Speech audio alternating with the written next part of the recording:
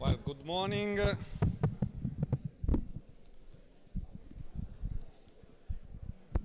Dear Coimbra group members, a warm welcome to you all at the University of Bologna in the occasion of the annual conference and General Assembly of the network, which this year also celebrates its 14th anniversary. It is a great honor and a pleasure for our university, one of the founding members of the Coimbra group, to host this important anniversary, which highlights the relevance that the network has had for each and every one of our institutions over the past 4 decades. The constant and intense interactions among our universities between academic, staff and students across a wide range of activities and topics have led to extremely fruitful exchanges, widen our perspective and increase our collective impact. Collaboration among us has taken many forms and directions. This conference follows the event held last March in Durham, which many of us attended and greatly enjoyed. This event culminated in the signing of Durham Declaration on Climate Change and Sustainability, and focused on environmental issue and all their complexity. And yes, there was an explanation of the declaration. The reflections that emerged in Durham highlighted the role of universities can play in taking climate change and promoting responsible, forward-looking solutions to protect the environment. And as example of this commitment, our university approved 2 years ago an energetic plan. We have a lot of buildings distributed in all the region, and after the increasing of the price of energy, we defined an energetic plan to try to reduce the energy consumption and to use better our money. The Durham Symposium testified the strong commitment of academic communities to act responsibly for the benefit of both their members and society at large. We come together in Bologna in the same spirit. As prominent, long-established universities, we are committed not only to excellence in research and innovation, but also to the idea that these goals are best achieved through cooperation. By working together and by building partnership with our cities and regions, that is the main subject of this event, we increase our impact. We become stronger in pursuing our goals, more effective in defending our values, and more beneficial to our communities in sharing scientific knowledge and fostering innovation. By strengthening synergies between our university and their home cities, we amplify our voices and prepare to meet future challenges. The broad range of working group meetings and topics featured in this conference testified to both the diversity of expertise and interest within our network and the deep concern our communities show for issues of global cultural and social relevance. Starting from this foundation, the conference continues and strengthens the messages of the Poitiers Declaration and invites reflection on excellence, innovation, and inclusion from a global perspective. Reaffirming the importance of our synergies with municipalities, we stress the need to develop, expand, and deepen joint strategies aimed at fostering knowledge and education. Such strategies are especially important in times when collaboration in research and education is under pressure. In a constant of rising conflict and tension, increasing day by day, where mobility and democratic values are being questioned, we are gathered here to affirm our mutual trust and our trust in strong alliances between universities and the municipalities. By empowering and working closely with our local communities, we advance our academic mission on a global scale. With a strong focus on Europe, its culture, and its values, we are increasingly called to make a difference worldwide. Only by understanding that science and culture exist in and for society, by learning from one another, and by strengthening our connections, we'll be able to look ahead and shape long-term visions. Only by continuing to integrate our academic communities and joining forces with society can we truly defend our shared value, pave the way for innovation, and lead by inclusion.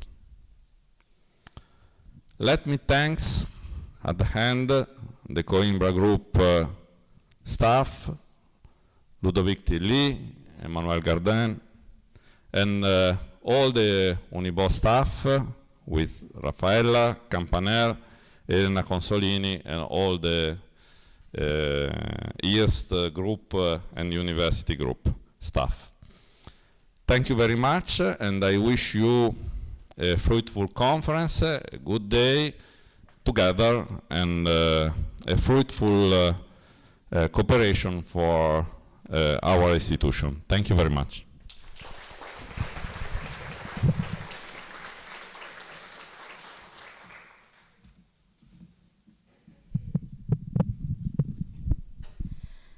Good morning, everyone, and thanks to our rector, Professor Giovanni Molari.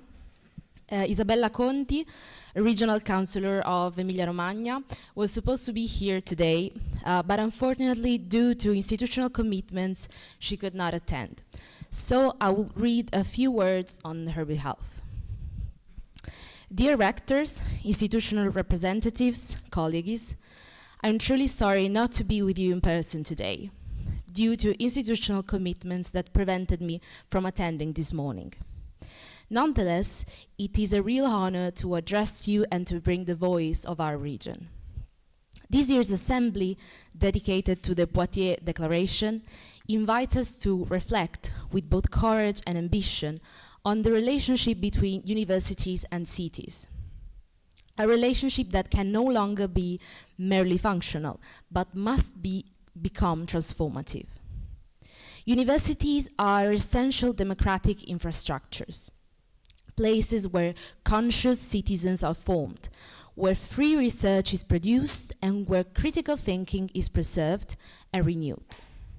But to truly meet the challenges of our time, the relationship between universities and territories must become more organic, more generative, and more reciprocal.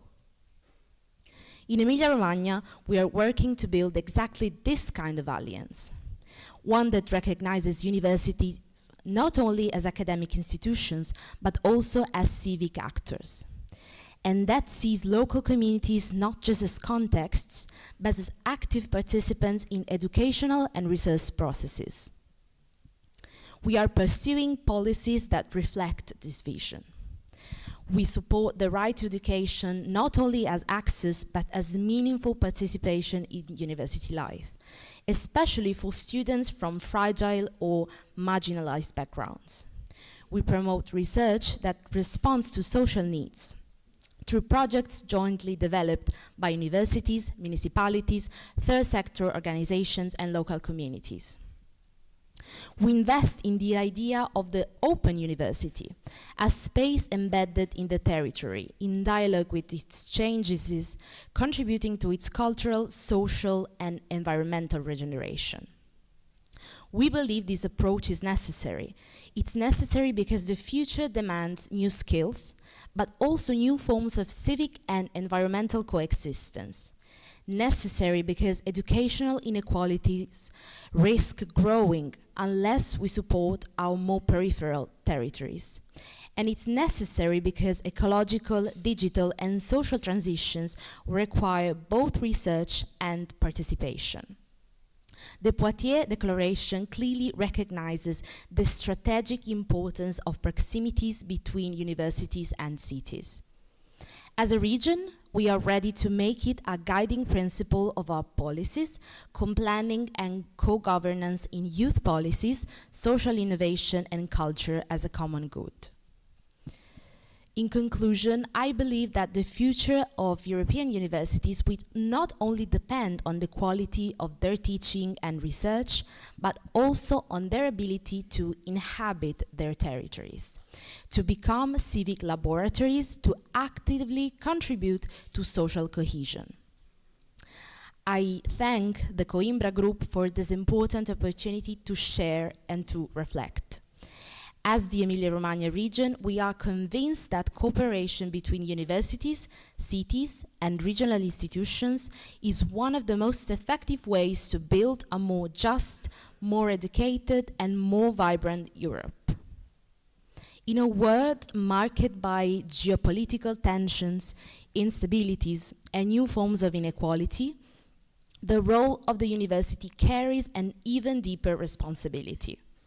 The university is a pillar of democracy capable of generating understanding, dialogue, and connection among people, cultures, and nations. The intellectual and international relationships that universities cultivate every day are essential to fostering a conscious community capable of deep and evolved thinking. So students, with their energy, with their intelligence and hunger for the future, are the strongest antidote to the ills of our time.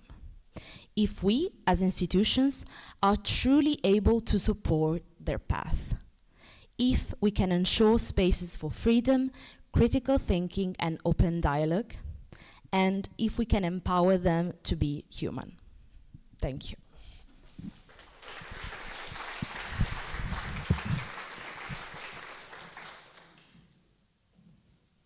Buongiorno, good morning, and a happy 40th anniversary to the Coimbra Group. For 4 decades, the Coimbra Group has shown what Europe's most historic universities can achieve when they come together, rooted in deep tradition, yet always pushing the boundaries of knowledge. That is the essence of your motto, a tradition of innovation. And in a way, it mirrors Europe's itself. An old continent with centuries of history and cultural heritage, but always striving to renew, to adapt, and to lead. Today, education and skills are no longer seen as side issues. They are top priorities for Europe. And why is that? Because, first of all, to stay competitive, Europe needs a well-educated and skilled workforce. And that journey begins with our universities. We already have outstanding institutions, and many of them are here today, but we want them to aim even higher. How? Well, first, by defending and promoting our European academic values. Academic freedom is not just a right. It is the cornerstone of democracy and of progress. Second, by preparing the next generations not just for jobs, but for the future. The green and digital transitions are not optional. They are existential needs. And universities must equip students not only to understand these changes, but to lead in shaping them. Third, by building even stronger links with business and society. so that education remains relevant and students graduate with not just knowledge, but real-world impact. And fourth, by attracting and retaining top talent. We need to make Europe the destination of choice for brilliant students, for innovative researchers, and for bold creators from every corner of the world. And now especially is the time to do this. That is the vision behind the Union of Skills that we've just launched, and we are already working to put it into action. Last month, we launched the Choose Europe for Science, which is a pilot to offer researchers more attractive conditions and career prospects. The Council recently adopted 2 important texts to move forward on a European degree, starting with a label. This will make it easier for universities to offer top-notch joint study programs to pool knowledge, expertise, and resources. Also, later this year, we will set up a European degree policy lab and launch Erasmus Plus calls for universities to pilot a European degree label. And we will strengthen the European University Alliances. Many of you are already part of them. We will work to give these alliances a suitable legal status and long-term support.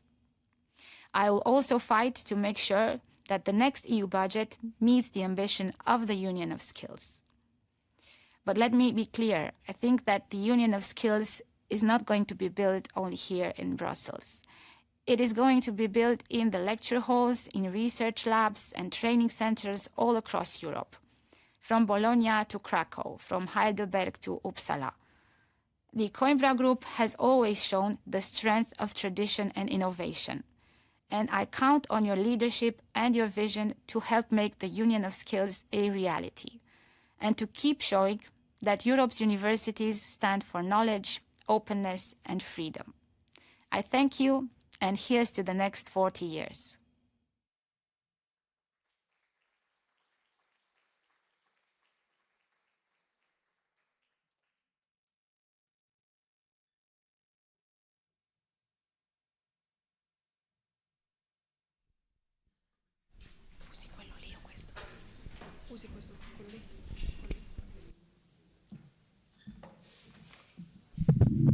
So once again, good morning. Let's move on to the next session. I'm delighted to introduce Professor Kumkum Bhavnani, who comes from pretty far away, so thanks again for being with us today. Professor Bhavnani is a very special figure, very peculiar one, I would say. She is both a scholar and a filmmaker, addressing from both perspectives social issues, justice, and equity. So she did a number of documentaries. I will just mention a few. So she made The Shape of Water, Nothing Like Chocolate, Lutach, We Are Galapagos, and You Think You Can Dance. And there's another one in the making. This is a spoiler, so there's more to come. As a scholar, she took a honors degree at Bristol University in psychology with minors in sociology, politics, and philosophy, and then a master's at Nottingham University on child and educational psychology. She then earned a doctorate at King's College in Cambridge in social and political sciences. Then she moved on, went to the US, and she joined the University of California, Santa Barbara Department of Sociology, and that happened in July 1991. Among her many diverse, multidisciplinary and transdisciplinary interests, let me just recall cultural studies, international development, feminist studies, and anti-racist studies. At the University of California, Santa Barbara, she also served in many institutional jobs. Among them, she was also the Associate Vice Chancellor for Global Engagement since 2020, and that's actually how we met. She is now a distinguished professor emerita since July 2024, but she still serves there, also in very specific and I think relevant for the topic of this conference positions, especially as the Chancellor's Advisory Task Force on Childcare at Santa Barbara, and on the system-wide fossil-free task force there, which is developing plans for electrification of all University of California campuses. So given her very specific and at the same time wide expertise, many diverse and interesting perspectives, As both an academic scholar and a filmmaker, and her professional experience both in Europe, in the UK, and then in the US, we trust she's going to provide us with extremely interesting and, knowing her, challenging hints on how universities can be impactful on global scenarios, drivers of change, and being at the same time both excellent and inclusive, which is, I think, everything we aim at. So a talk is going to be on global shifts, innovative futures, shaping inclusive excellence, and I'm extremely glad and thankful to her, and I give the floor. Thank you very much.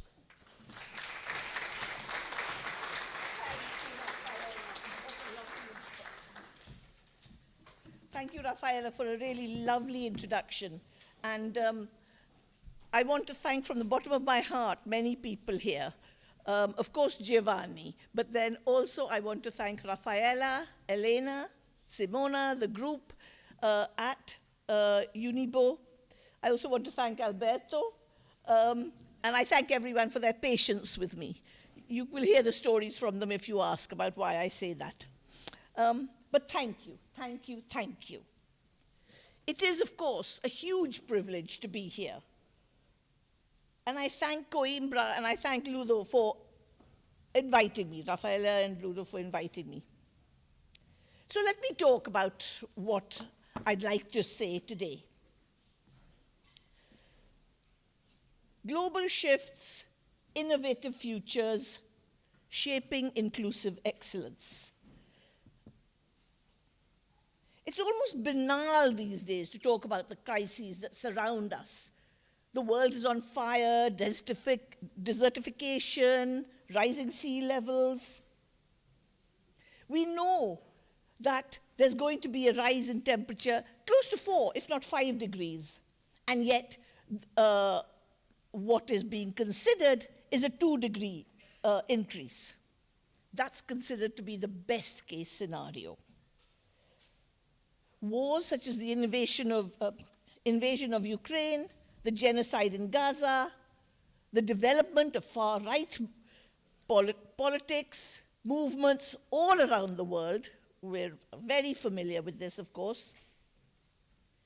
And of course, what's happening in the USA almost hourly. So as the professor said yesterday, the future ain't what it used to be. It is unpredictability that centers our lives. And it's impossible to say what will happen next. It is this unpredictability, as we all know, that has led to the dramatic increase in inequalities, be it climate or economic refugees, those who wish to imagine a different world for their physical bodies, those who protest and are denied fundamental civil liberties, something we never thought could be rolled back, and so on and so on. You know the story, for example, most recently of LA, but there are so many stories. What I'm saying is that this unpredictability that has led to this frightening increase of inequality, something we know. But I don't, in this talk today, want to focus primarily on the horrors facing human beings. I don't want to focus on the horrors facing planet Earth. Not because I want to put my head in the sand like an ostrich, but I want to talk about what we can do, in fact, to create futures that may be possible. So even though human beings, we have created this world, and my generation, I'm ashamed to say, has made the world what it is, but we are also the potential architects for creating futures that are more sustainable for all of us. Could I have some water? Thank you. I just don't want to go and then trip and so on. You know how that goes. So what I'd like to do is focus on how to conceive of innovative futures. How can they be imagined, created? And this is where inclusive excellence enters the story. Thanks, Lorena. Thank you. What is inclusive excellence? Many definitions, we all think about them. What I mean by inclusive excellence is that inclusion is a requirement of excellence. This comes from Imperial College, but it's something that we all, we work with that idea, even if we couldn't put it that succinctly. And I must confess that I wouldn't have thought that Imperial College in London, which is a hub of science work, would have come up with the idea of inclusive excellence. Mea culpa for that. But let me not distract. What that says is that nothing is excellent unless there is inclusivity, intentional inclusivity. And I think that that excellence can be achieved when we achieve inclusive excellence. It's not just pursuing it, because we know the story. Oh, I tried to get all these people to apply, but no one applied, and so therefore we're stuck with the same old. So the point here is, what is excellence? I'm going from the horrors of the world to saying, what can be done? I don't know, but I'm going to throw out some ideas. And one of them is about how to think about excellence. Here's an example of inclusive excellence. Joy Bulamwini was a graduate student at MIT in the 2017, 2018. Perhaps some of you know the story. She saw that facial recognition algorithms, did not recognize people with darker skin. She could not be seen unless she wore a white mask. Now, she was in computer science and so on, and I'm not going to enter into the whole story, but you can look it up. What she was saying was that the software was useless because of the data set from which it had been derived. She's got a book out in 2023 called Power Shadows, again about how data sets are created. And she made a documentary, Coded Bias. So here is an example of inclusive excellence in that the facial recognition algorithms, fine, but they were actually rubbish, right? And you know the story of Google. You know many stories that abound about this sort of thing. So that's what inclusive excellence means, that we can actually make a better world if we are inclusive. We have to achieve it. And so today, with Coimbra, what can universities do? What can all of us within higher education do? I want to focus on 3 aspects of higher education as architects of innovative futures. I'll be using inclusive excellence as the framework, but let me give some examples and see what you think. And as Rafaela said, I don't mind arguing, I don't mind people disagreeing with me, and I'm more than happy to take on any challenges you throw at me, including the students who provided the questions. What are these 3 things? Students, how can higher education work with the constituencies inside our campus? I'm going to say whether, inside our institution. And what can HE, higher education, do with communities outside our institution? So it's students inside our institution, outside our institution. So let me look at students first. Students in anti-apartheid protests. You will know that from the 1960s, 1960s Sharpeville, 1970s Soweto, that students, especially in the UK and Europe, protested apartheid. They drew other students and non-students into the cause. There was boycotts of produce, stopping South Africa participating in sporting events, cultural and academic boycotts, and so we all became familiar with this idea. And the argument always was that it was the apartheid regime that had to be attacked, not necessarily individuals. Students developed encampments, ran onto rugby fields where the South African teams were playing. Of course, South Africa was banned from the Olympics until 1988, from 64 to 88. And we were always so grateful to our professors who stepped in to pay our fines or have us released on bail, because somehow they understood. So whilst we were doing things as students, of course, we were relying on our communities around us. It became clear, of course, that apartheid could not be overcome without a very concerted fight. The idea of encampments, the idea of boycotts, the determination to stop heinous forms of organizing a society have been drawn upon to undermine some of the horrors of the 21st century. Think about Occupy, which we sometimes forget, who developed some wonderful ways of holding meetings, sharing resources, developing encampments, and working on a model of trust. So Occupy, for example, was standing on the shoulders of other previous forms of protest and developing innovative futures, innovative possibilities for how to protest. Of course, we see that very recently. The encampments on college campuses in the last year has been something that is caused a lot of protest in the US in particular. It's a very particular sort of place there. And those encampments have been sometimes attacked with a deep and violent hatred that somehow mirrors the violence the students are protesting. Now, what I'm trying to say about talking about just anti-apartheid, Occupy, and of course more recent, you know the examples, it is instructors and others who have learned from students. So when we say, what shall we teach students, we must teach students. My argument would be that perhaps we also ought to work with students because they are often pushing universities. 68, Cornell, I mean, we can go on and on and on. It is students who push universities. And of course, I'm not saying that we agree with everything that is done.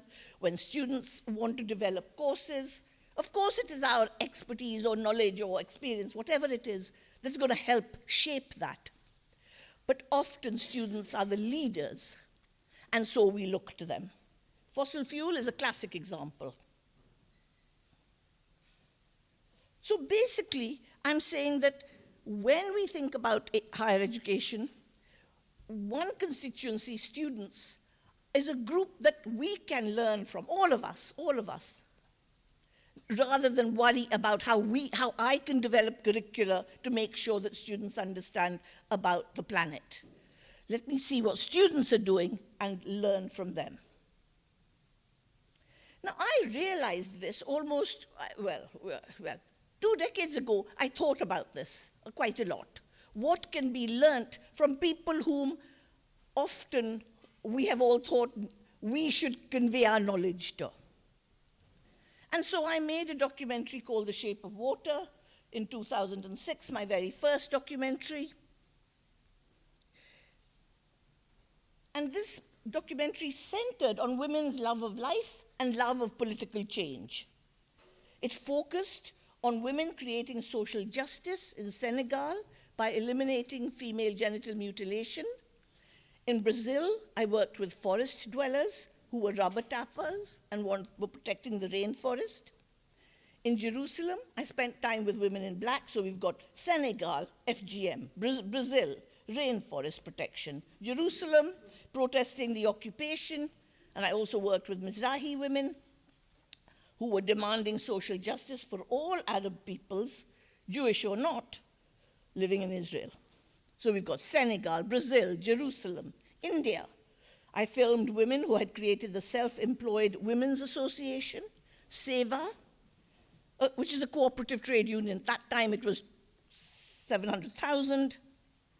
And the women in SEVA, when they set it up, they challenged the harassment they faced when they tried to sell vegetables in the central market in Ahmedabad.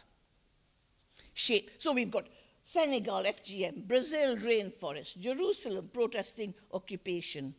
We've got India, SEVA, the largest trade union in the world, a cooperative, and SHAPE also tells the story of women saving seeds and women protesting the building of a dam, something that, again, water does organize our lives. So perhaps we can look at the first clip that I have from The Shape of Water. And this is a clip of about 50 seconds to just give you an idea of all the different constituencies. The circumcisers who are getting up and walking from village to village and saying, we know that it is dangerous and we now know why, and therefore we must stop and we must stop together. સેવાય મદદ એવી રીતે કરી કે અમે પૈસા પહેલા બચે ખાતું ખોલાયું. Derrubada e chegamos lá, encontramos os peões, né? Conversamos com eles, já desceu motosserra da sede da fazenda. Encontramos foi os policiais mandados do governo, logo deu ordem de prisão pra gente e nós pacificamente nós ia cantando o hino nacional, né? I think the reason we're perceived as being so extremist is because... Thank you. We can go on and watch the film. I can send you a link. It's very easy. But you see that there were different groups of people, of women in this case, finding solutions to how to live our lives, their lives. And this is women who people often think who live in the third world. I use the term third world. Of course, you may prefer to use global south, whatever. Of women in the third world who are often thought of as not having agency, as not doing anything. I will say that I developed this film because it was students in my classes. I teach about women in the third world who I was telling them and I was giving them examples about Chipko and so on. And they said, but that's from the 1970s. And so what's the point? Anyway, I went and did research on more contemporary movements. And then when I was pulling an all-nighter to write the grant, to write a book, I just thought, this is a film. Let's try and make a film. As one filmmaker said to me, are you mad? You have no money, because I had no track record as a filmmaker. Academics making films make really, we all do. Maybe mine are also very boring. It's talking heads all the time. You're traveling all around the world, and you don't know anyone in film. And you don't speak all the languages. I did it because I decided if I could not make a film that I quite like, then I wouldn't make another. But I was determined to try. And that's what I'm trying to say for all of us about inclusive futures. Let's just try. Inclusive excellence, inclusive futures, whatever, let's all just keep trying. So that's students and how we can think about students within higher education. And indeed, we can think about people who we imagine as not being able to tackle the world. How can higher education, how can universities work with the constituencies inside our institutions? People can teach everyone many things. For example, food service workers can show us how to organize cafeterias, where to source healthy food, how to serve it so it is tempting, how not to encourage food wastage without being heavy-handed about it. Ground staff, the people who maintain the grounds, know so much about how to ensure what to plant, when to plant, how to use the water, and so on and so forth. So what I'm arguing here is that there are constituencies within higher education that we can, if we parse them out, there are ways of developing innovative futures. And of course, as faculty, we can create environments so that students enjoy their learning. They work hard, of course. And so one of the ideas I have is maybe every university has to have a course on filmmaking for every single student. A short 4-week course. Because clearly, visual ways of disseminating knowledge have gained credence and are often more interesting for many different sorts of people. Not always for academic work. I love academic work. What I'm saying is that when we look at constituencies inside HE, we could see how faculty and administrators and students, but how faculty and administrators can model how to work together. The UC is aiming to be fossil-free. We have that on our campus. And of course, one of the things we learned, our campus is considered a small campus for the University of California. There are 10 campuses, 25,000 students, which is capped because it's on the coast and there are regulations. And it's turned out that it's in fact cheaper for our campus to be fossil-free because the infrastructure was laid in a long time ago, than it is to continue using, those horrible, horrible sources of energy. So again, that's the inclusive excellence. We get there. We can work with groups around the world. Scholars at Risk, Scholar Rescue Fund. Again, you will know some of this. For example, our campus has had people from Syria, from the Cameroon, and we now have a scholar from Gaza who's going to be here for a second year in the Department of Statistics. Global shifts leading to the imagining of innovative futures through the lens of inclusive excellence. But we can also work together on campuses by developing projects. Yes, fossil fuel, but when the pandemic hit, you will know this, I sat in meeting after meeting because of something I was doing. Researchers from around the world met at times that were inconvenient for many to work out how to work together. There was no thought about, I must publish this. There was no thought about, I had this idea first.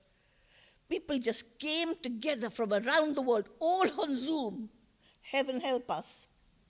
You know what that was like. I was living in San Francisco then. We had librarians from the city who said, let us do something. Our libraries are closed. So they started to organize how to deal with the pandemic and how to deal with testing. We had, of course, people developing mass testing. I don't know if you remember, but in 2020, when it happened, people didn't know how to test more than one person at a time, 5 at the most on the tray. I mean, and everyone knew this was not adequate. And because people from all around the world, and I want to say including China, because of some of the feelings about China in the US, came together. So,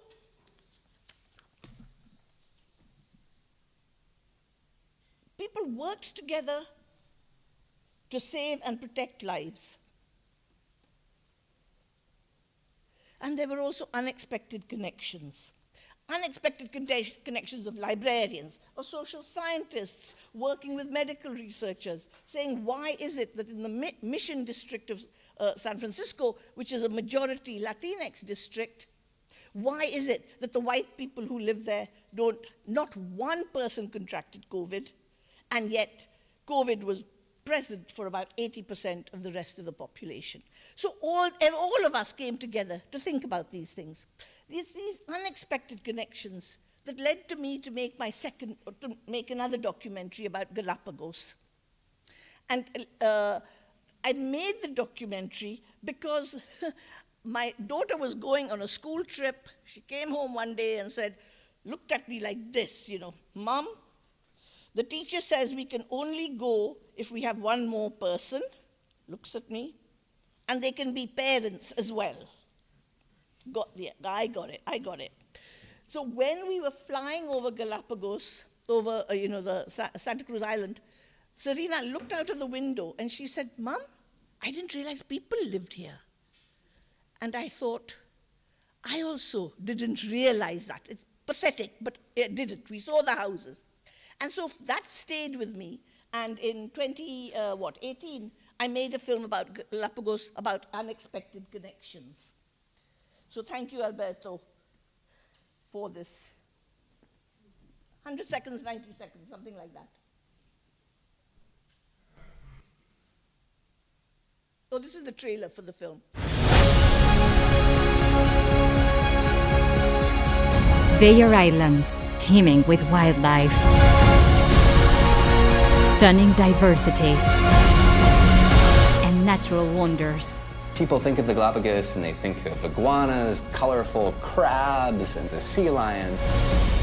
But they don't realize that there are people there in the Galapagos. Hola, mi vecino. Vivo en el barrio Bellavista, Galápagos. It's a community where scarcity is everywhere.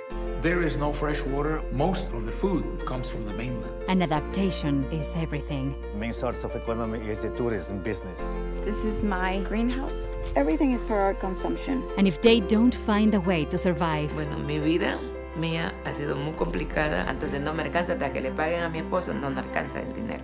Neither will the Galapagos. Please don't do this. No, pero es que es prohibido hacer eso. We need to keep the balance with the ecosystem. It's a mixture of people all living together. Que se hizo el primer aeropuerto ecológico a nivel mundial. If we're really serious about charting a sustainable future for a place like Galapagos, we need to act now. We are. We are Galapagos.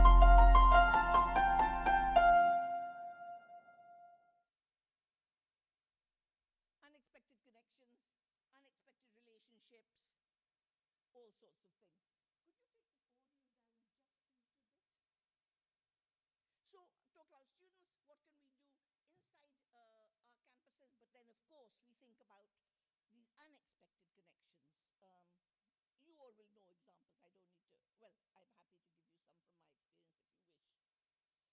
But what can we do with communities outside, which is the key, of course, for the meeting today, for Coimbra, since the declarations.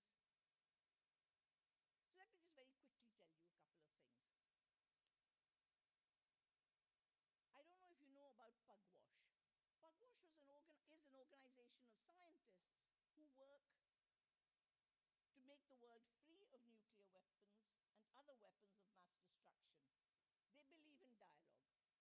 During the Cold War, scientists from England were secretly meeting with scientists in Russia, in the Soviet Union then, to talk about this. This is how we can work. We can work with constituencies outside our campuses, of course, but let's also take a risk in doing some of that. Let's do that. Pugwash won the Nobel Peace Prize in, 1995, a long time ago. But the idea of scientists coming together, I mean, we look at the world now, perhaps we all can work with people in Brazil, in Hungary, in India, these places where the right wing has taken hold. Of course, in Italy, you're familiar with that, and I am very familiar with it, as you all know. So this is the sort of thing we can do with constituencies. Of course, we can work within our immediate communities, our local authorities and so on. But I'm trying to sort of just give other ideas and see if you agree with me. But we can also work in different ways. And so I want to show an extract from my film, Nothing Like Chocolate. It's just the first, minute, something like that, of it, where again, the research has come together to try to, corny as it is, grandiose as it sounds, to try to make a better world. It's called Nothing Like Chocolate.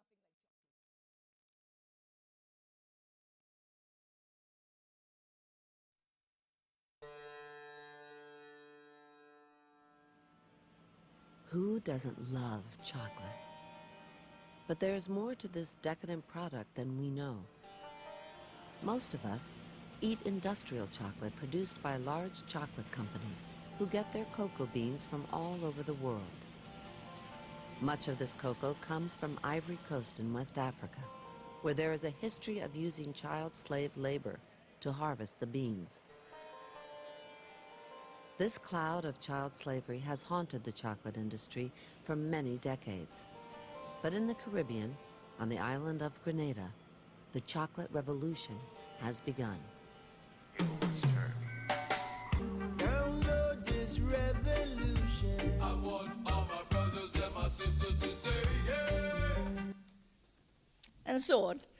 Documentaries don't have to be that very serious, quiet look, although sadly mine often are. So what I've really been arguing is that we must get involved politically. Politics is about changing the world. And film is a form of politics.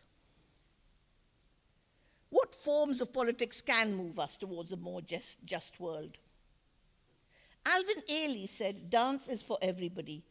I believe that dance came from the people, and it should always be delivered back to the people. Dancing is hard work.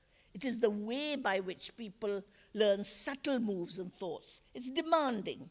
It's about passion. film, dancing, passion, innovative futures, inclusive excellence. In the present era, we see these realignments that I've touched on, we're familiar with. And it is clear that our lives are replete, are full of contradictions. In rural, there's Black Lives Matter and so on, and then more recently in rural Bangladesh, women's economic independence appears to be possible only through obtaining bank loans that require them to make handicrafts to sell to tourists. Lesbian and gay groups are subject to increasing restrictions and monitoring. In Southeast Asia, throughout the Americas, as well as in Europe, sex work has become a site for discussion about the interconnections between women's work, women's agency in doing this work, tourism, militarism, migration, and so on. I would like to show a little extract from my most recent film. When I say my most recent, it hasn't come out. I've been working on it while I've been here, so there are many glitches. But let's just look at Peace struggle with social justice. One second. And this is a life and death matter. Thank you. Okay, I had forgotten that there is shape. Let's just look at this part from Shape of Water, okay? And then we can see if there's time to look at a couple of minutes of the newest film. So let's just think about politics. What can move us? What can make it possible to change the world? Alberto, is it possible to go back very slightly, just because what Vandana Shiva says is, doesn't matter if you can't, you know. Great, perfect. Thank you. With social justice struggle. And this is a life and death matter, learning how to be citizens of the earth, not just consumers in a global marketplace. But there is another globalization that is at work, and that is the globalization of citizens connecting to each other. It is a people's globalization, a globalization of resistance. It is the women who are in the forefront, and they are the ones who have to pay the price for the destruction of life and life support systems. But also because they are part of another economy, another world, another thinking which puts life before profits.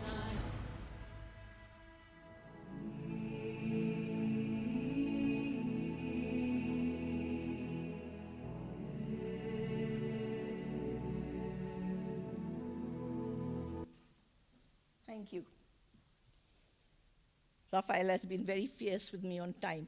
30 more seconds. If you noticed, I didn't look at her because she was going to give me all the 5 minutes, 1 minute, 2 minutes. Best not to look. Borrowing from two writers, I see the world as, quote, stooping to pick up the golden apples dropped from the tree of industry, and to barter truth, love, and honor for traffic in wool, beetroot sugar, and potato spirits. I'd like to suggest that all of us in higher education and beyond, of course, bring our minds to bear to ensure that truth, love, and honor do not continue to be bartered. Is it possible to dance the passionate dance of political change, innovative futures for social justice? We urgently need to. Thank you.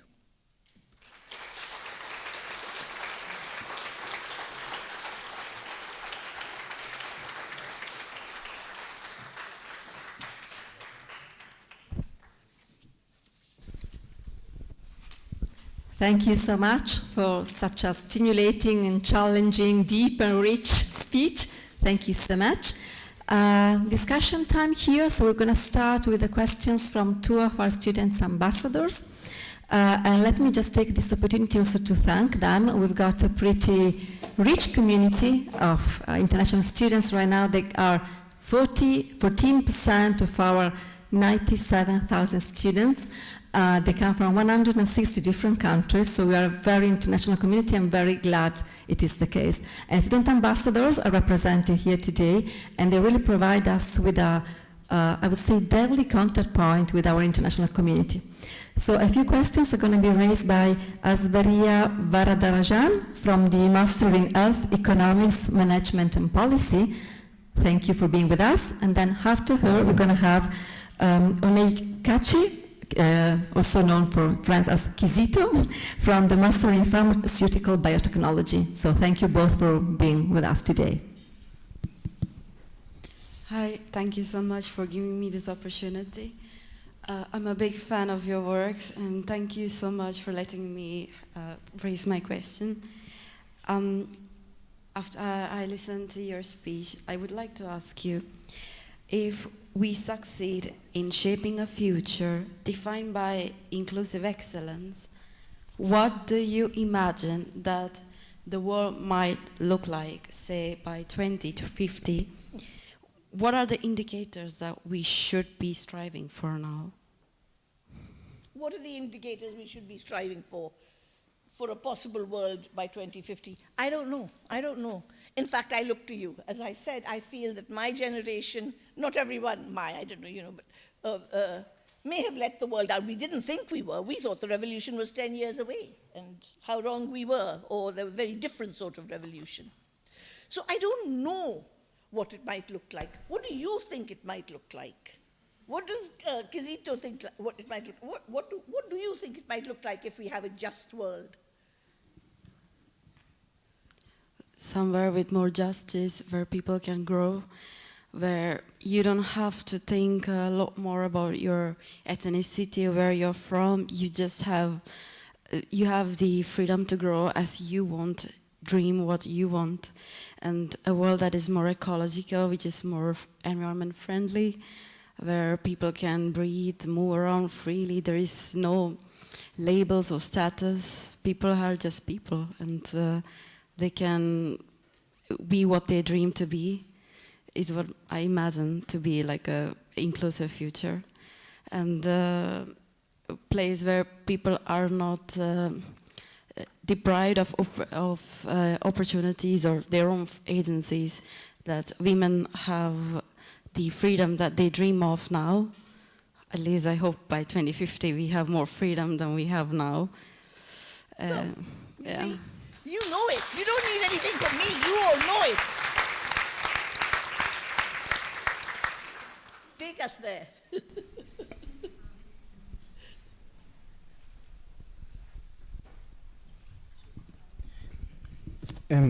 Thank you, Professor Kunkum Bhavnani, for the great insight from your presentation. My first question is on filmmaking. As a filmmaker with deep experience in storytelling, what advice do you have for students like myself who hopes to use media as a tool for amplifying marginalized voices? Specifically, how can we immerse ourselves in our story such that we ensure that we don't get lost in the nuances of the story and the complexities of it, but we will still be able to have that narrative choice and ensure that our story is both intentional, responsible, and ethically guided. And what was the last word? Ethically guided. I don't know. What advice do you have? But I won't just keep saying I don't know and throw it back to you. But you all know. You know about storytelling. We know about, I've had to learn about filmmaking. And I think it is what is the story. And to be frank, there are different ways to make films. It's just my research. I'm an ethnographer, that's the work I love doing. That's why I love film. So the first film, I had done all this research on these different groups. I went to capture that and put it onto film to amplify voices, right? But also so that women's south to south, third world to third world could see what others were doing, even if they didn't live in Brazil, in Senegal, etc., etc. So that's one way to do film. Chocolate was a very different. I didn't know. I read just as the shape came out, I read about children being trafficked to harvest cocoa. In Ivory Coast, which produces 40% of the world's chocolate. And I was shocked because I thought I should have known about this. I ought to have known about this. This was my work. And so on and so on. And then, like today, my idea is that I don't want to focus on the difficulties that we are facing. That doesn't mean that others shouldn't. No, it's someone else's job, you know. I want to stand on their shoulders, and then I want to say, how can we imagine this? So with chocolate, I was looking for someone who was making chocolate ethically. And this was in 2008, 2009, and I couldn't find a woman, but that's just an aside, who was a woman chocolatier. Anyway, I found Mort Green in Grenada, anarchist, pretty eccentric, but he had gone to Grenada for various reasons, and now there was a cooperative that produced chocolate. In the days before we talked about from bean to bar, he was doing from tree to bar, and so on. And it was a cooperative, blah, blah, blah, blah, blah. So that story was something that I realized I wanted to tell, but I didn't know it when I went in. I had no idea. I just knew Mort was about the only person who responded to me. So off I went to meet him and decided, let me see what to do. So I think that the story emerges. Well, we know this in ethnography. My first book was called Talking Politics. And the story emerged because the 16-year-olds told me what their lives were like. They weren't politically apathetic. They weren't politically militant. It was two ends of the thing. They were talked about. Power and inequality. So how do we get stories? We try to get stories from what is being said around us. Of course, you all know that. Alberto, I don't know if you can show this last clip. This is the film it's 2 minutes, I'll say, because we'll stop in the middle, straight after the card, not the full thing. This is the introduction that we created 24 hours ago. Let me see if it works on a big screen. I've only been watching it on the computer, so there we go. Okay, before you do that, sorry. The film is about Tibetan Buddhists living in exile in northern India. And it focuses on I finally got to it. It focuses on 3 monastics who are there. I liked it. Yeah, that's it. Great.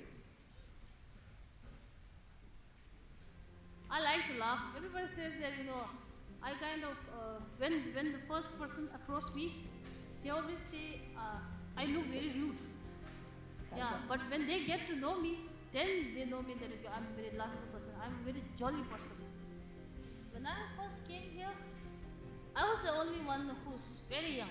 I was 13 years old, but I was very young. I'm about to choose a very different path. I want to be a teacher, science teacher.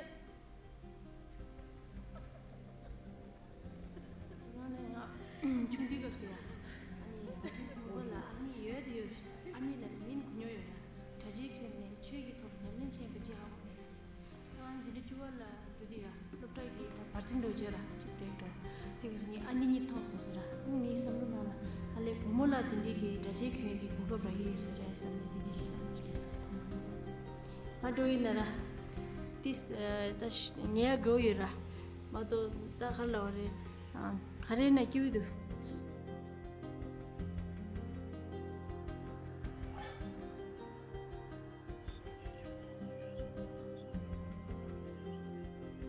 Today, that kind of the chats out of the to look the accusation of Zucker. Today, that's a lot. They're saying when I was young in school, I was like a little bit tough boy. So, from my same ages, I beat everyone.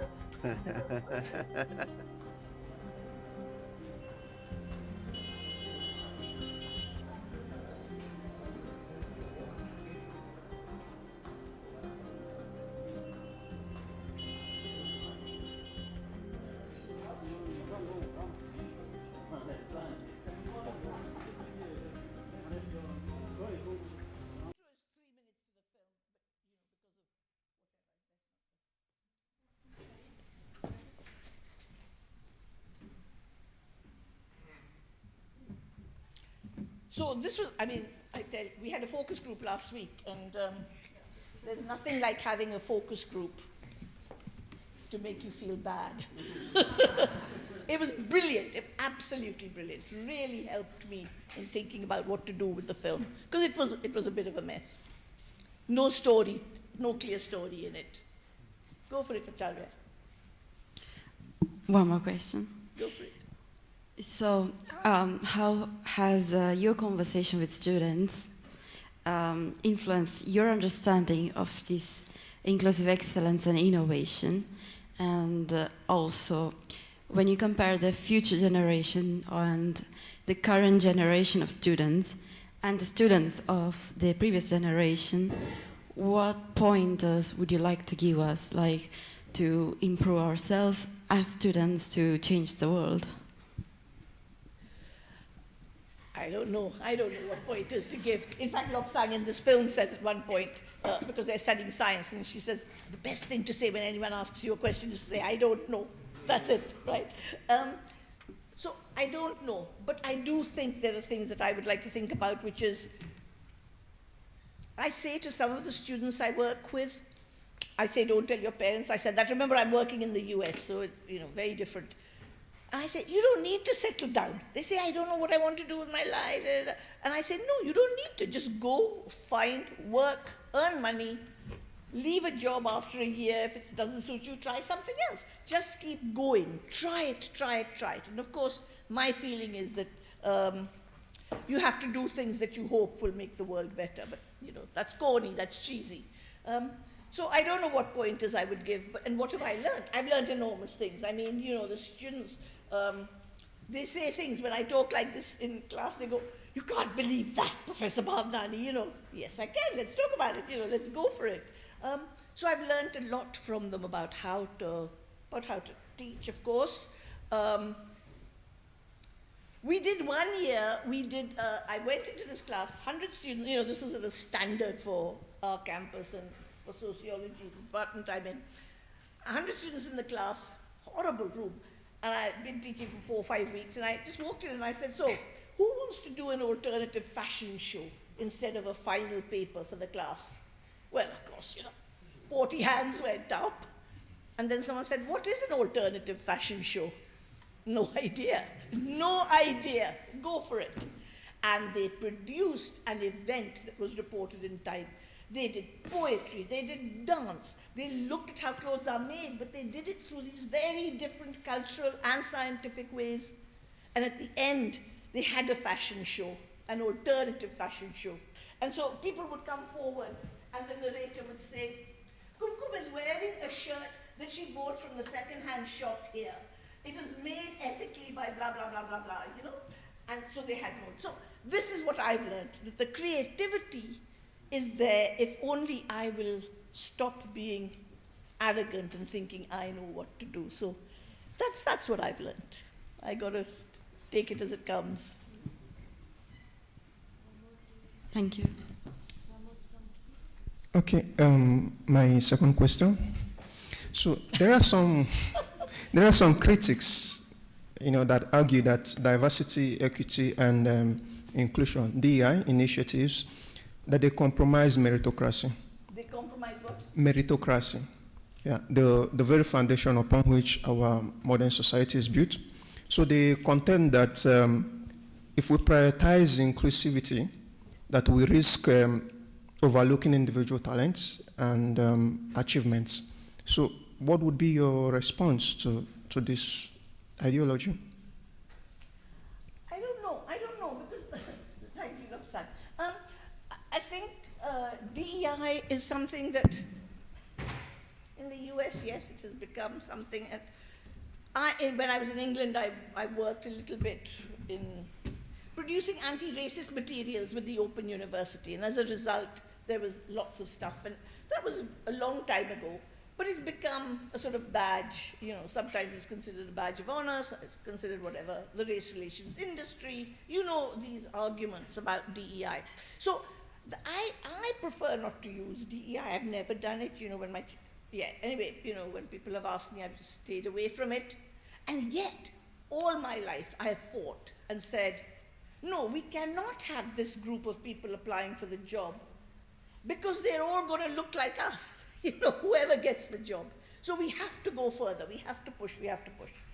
And I've done that, and I think we have to be really careful that when people like us, people of color, get positions, that people cannot say that it's because of my skin color that I got it, you know. I refuse that and I fight that. But I also don't want to say that someone who's white shouldn't get the job. Absolutely not, you know. Some of my best friends are white. You get that. So that's what I'm saying. I'm saying DEI can be something that's a bit too, I don't know, it's not a phrase, I can call it inclusive excellence. I mean, forget Donald Trump and his crowd who want to get rid of DEI. Yes, I understand, but I prefer something that just talks about how do we become excellent. Thank you so much. A big thank to the Students' Ambassador. You can't leave yet, because now we're going to have some questions from the wide audience. Thank you very much. Thank you, Charvia. Thank you, Kizito. Good morning, Ludovic Tilly, University of Poitiers. Well, first, thank you so much, Kumkum, for keeping our eyes and minds open, really. That's so important. I wanted maybe to reflect a bit further on this concept of inclusive excellence. Because, well, let's be frank, in the Coimbra group, we usually hear, and myself, I do participate as well to this trend, that we like to say we are a group of excellent universities. But actually, shouldn't we now not even use the word inclusive excellence, but rather strive for being good universities or just universities, and just decide that we drop the word excellence for all the negative content it has? Hard one. Yes, but also I'm very aware, again, this may be particular to the US, of the importance of rankings and excellence and, you know, where papers are published and all that sort of stuff. So how do we deal with that concept? I think it's hard to say to get rid of it, but I think we can all as universities have a mission statement that talks about excellence. Don't let anyone get us for not being excellent, but then says excellence is about justice or whatever. You know, when I was doing a bit of work for this talk, some of the stuff I read is fabulous. But one of the things I read was that in Cornell, which in '68, you know, the black students had a big sit-in and so on, a huge thing. Cornell is considered an excellent university, Ivy League.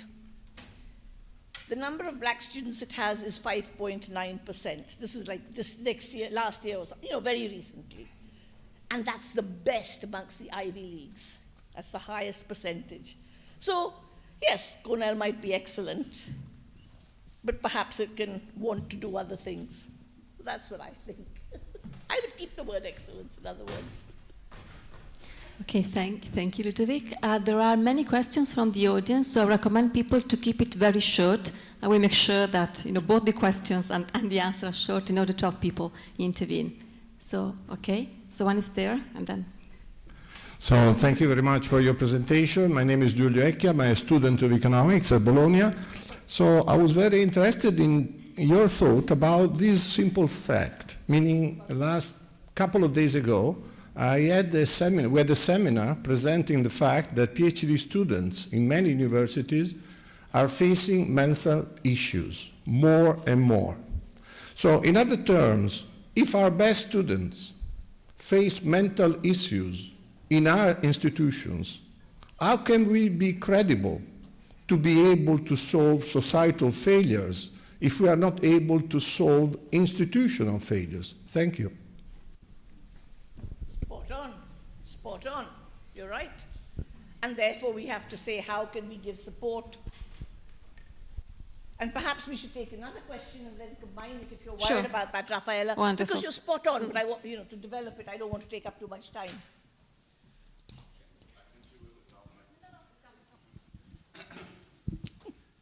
So, hello, Peter Larson, University of Geneva. Thanks for a very generous and inspiring talk.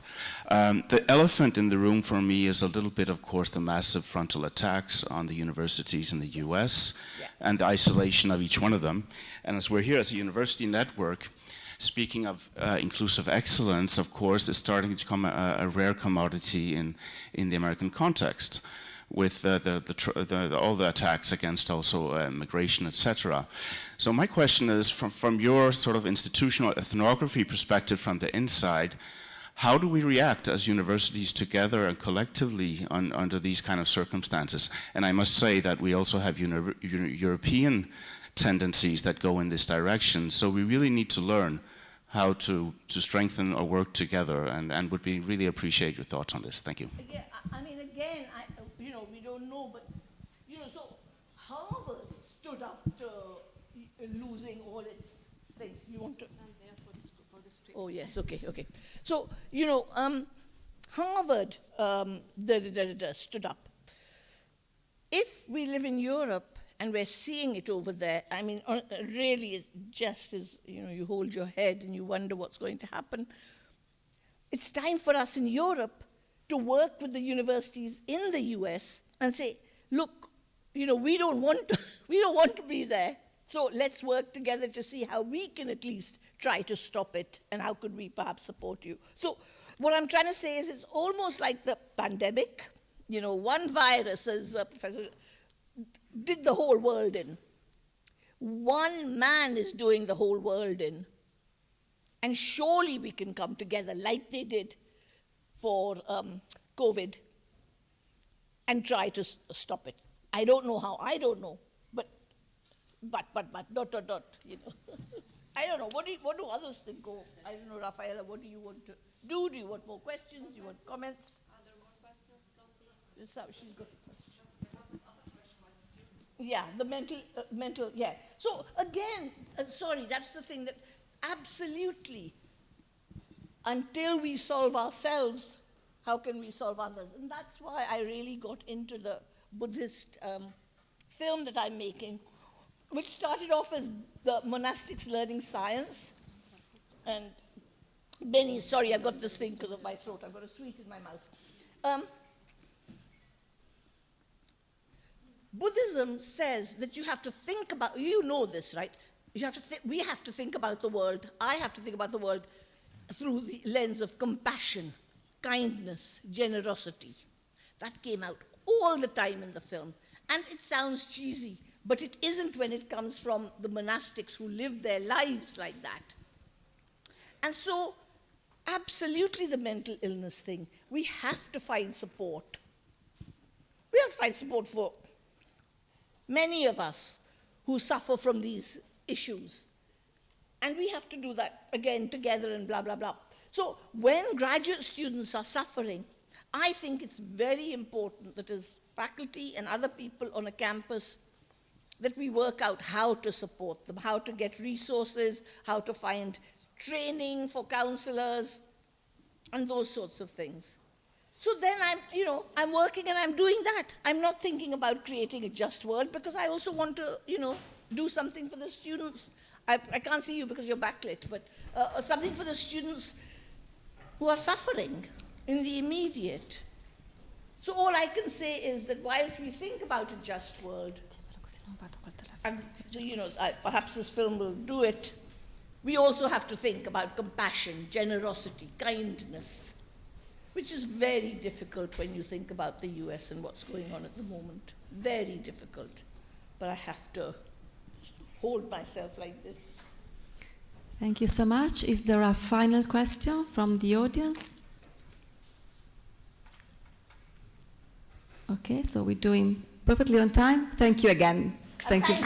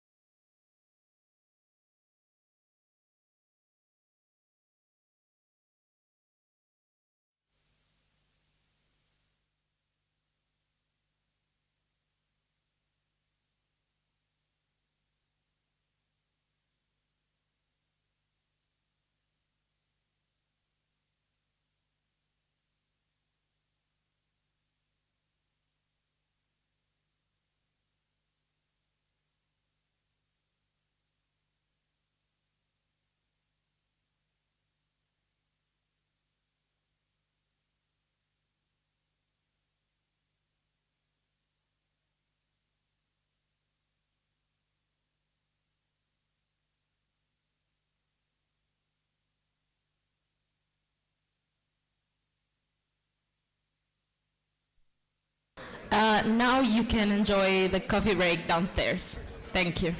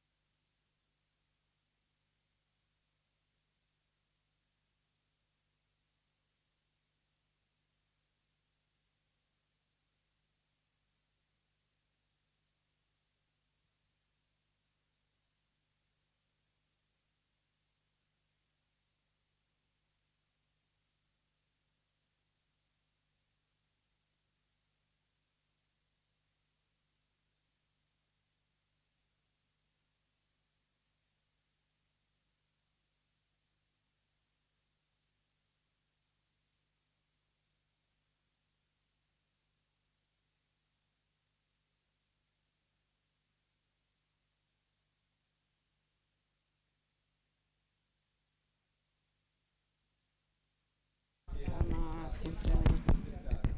Vuoi mettere qui o...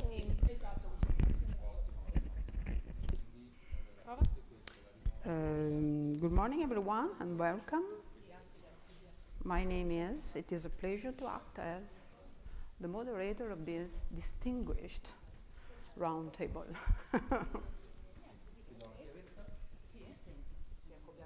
Anzi, lo spegniamo perché si scaricano rapidissimamente.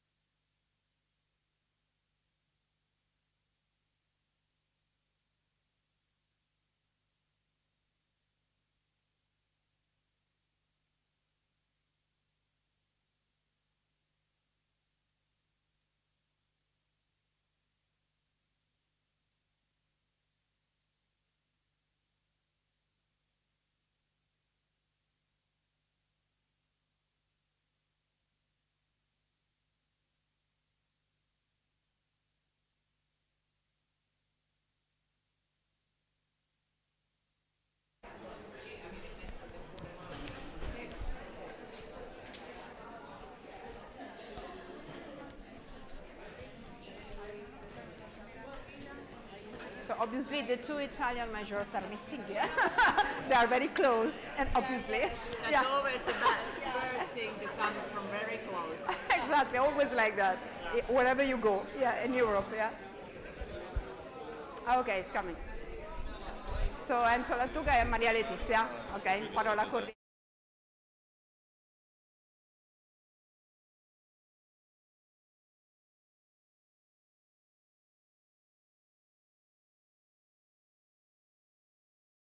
Che aspettiamo quindi ancora? È l'aula dove ha fatto la sua prima lezione all'università. Ma sì, ma lo so che l'ho studiato su tutto quando siamo stati a Cesena, il suo curriculum d'onore all'Università di Bologna. No.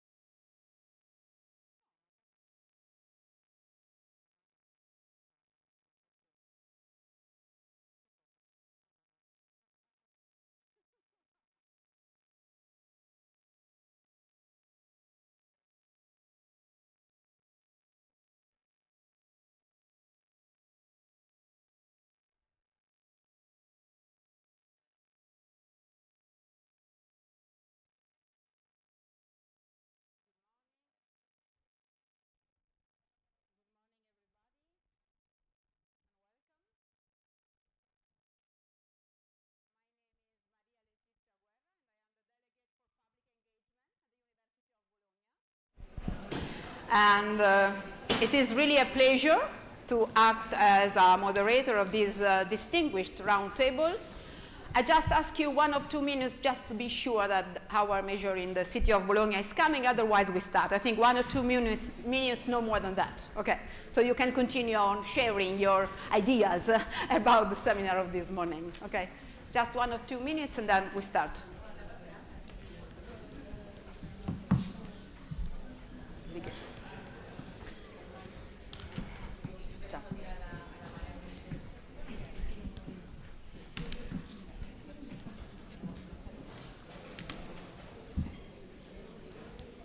The closest. Yeah, it's always like late. Yes.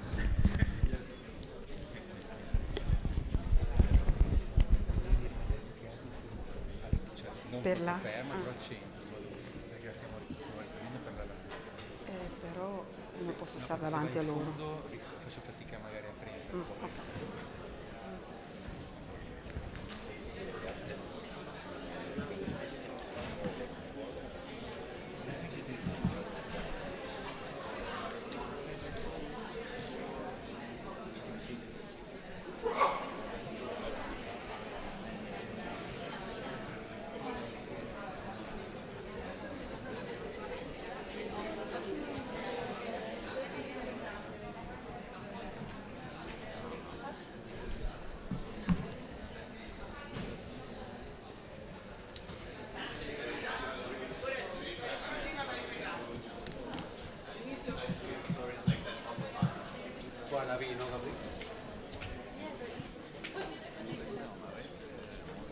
Welcome again.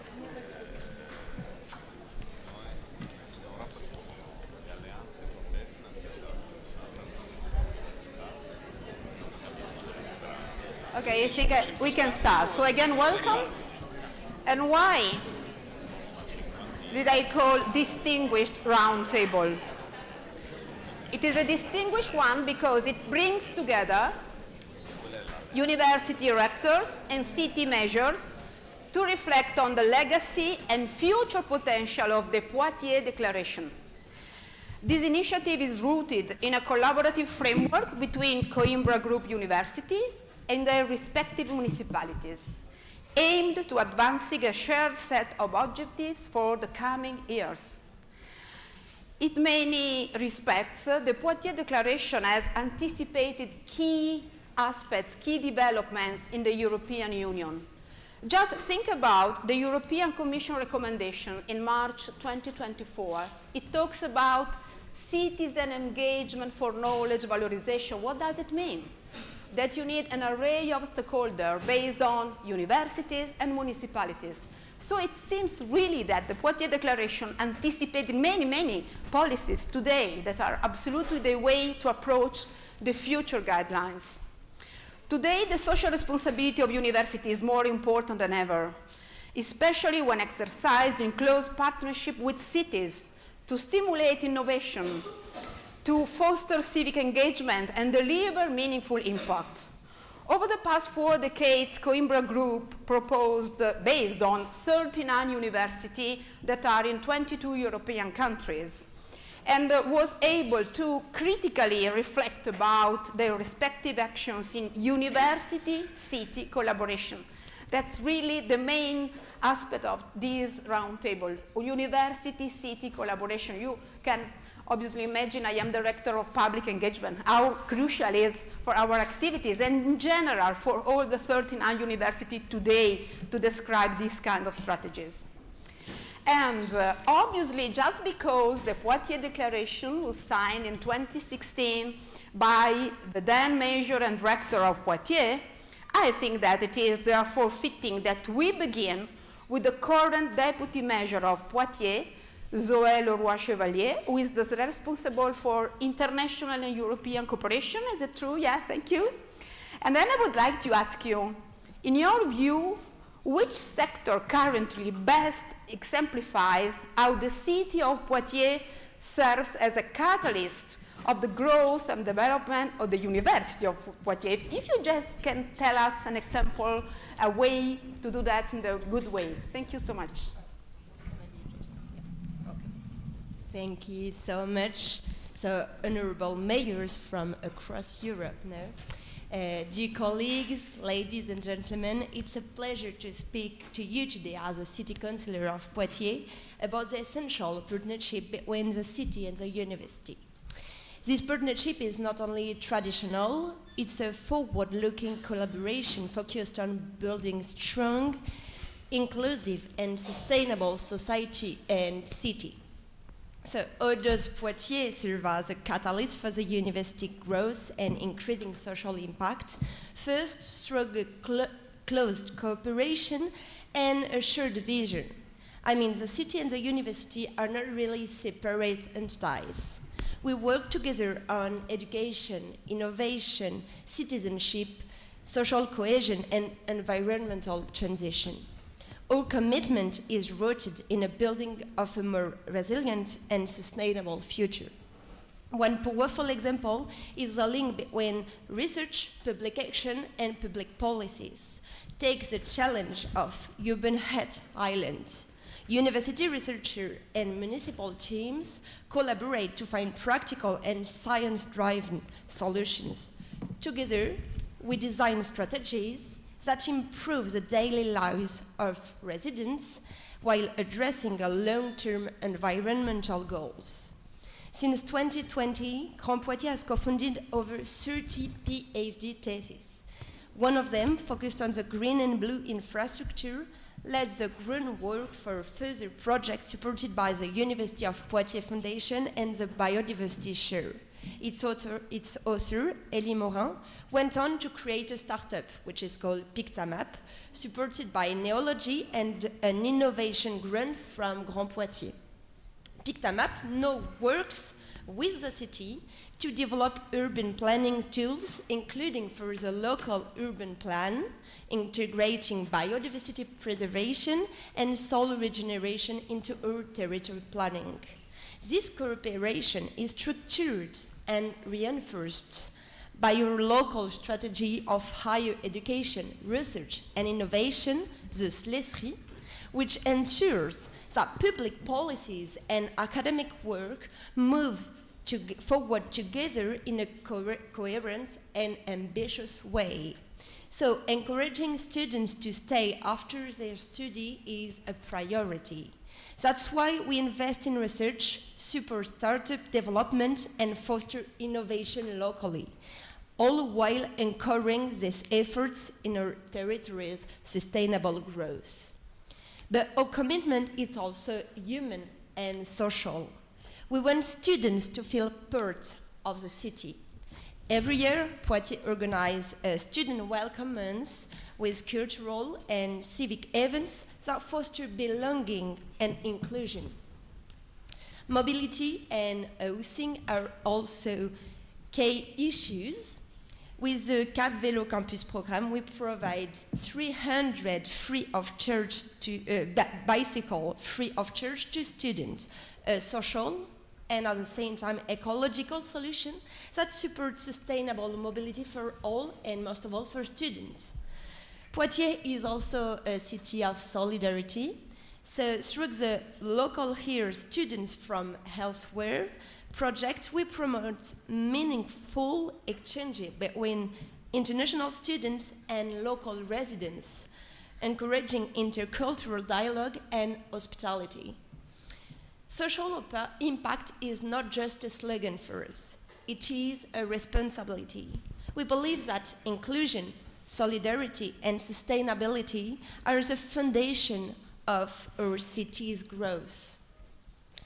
By truly welcoming students, a city builds a better society today and for tomorrow.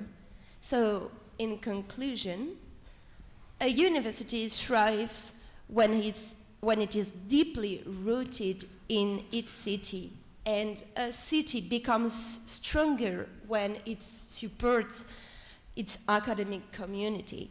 In Poitiers, we invest not only in infrastructures, but above all in people. So in talent, diversity, collective intelligence, and a shared future. Together, the city and the university are shaping more than degrees. We are we are shaping the future. Thank you so much.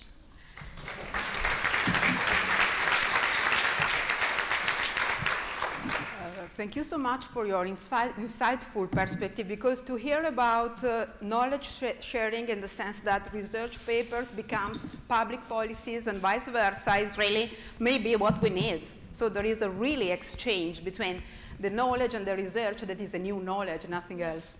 So now we can turn to the role of universities, and I have shared question for Ludovic Tilly, Vice Rector of European Strategy at the University of Poitiers, so he can, if you want, answer directly into this topic. And then it's an honor again to ask the same question I will tell you in a while to Pedro Mercado, the Rector of University of Granada. Next year we will be all together in Granada in 2026.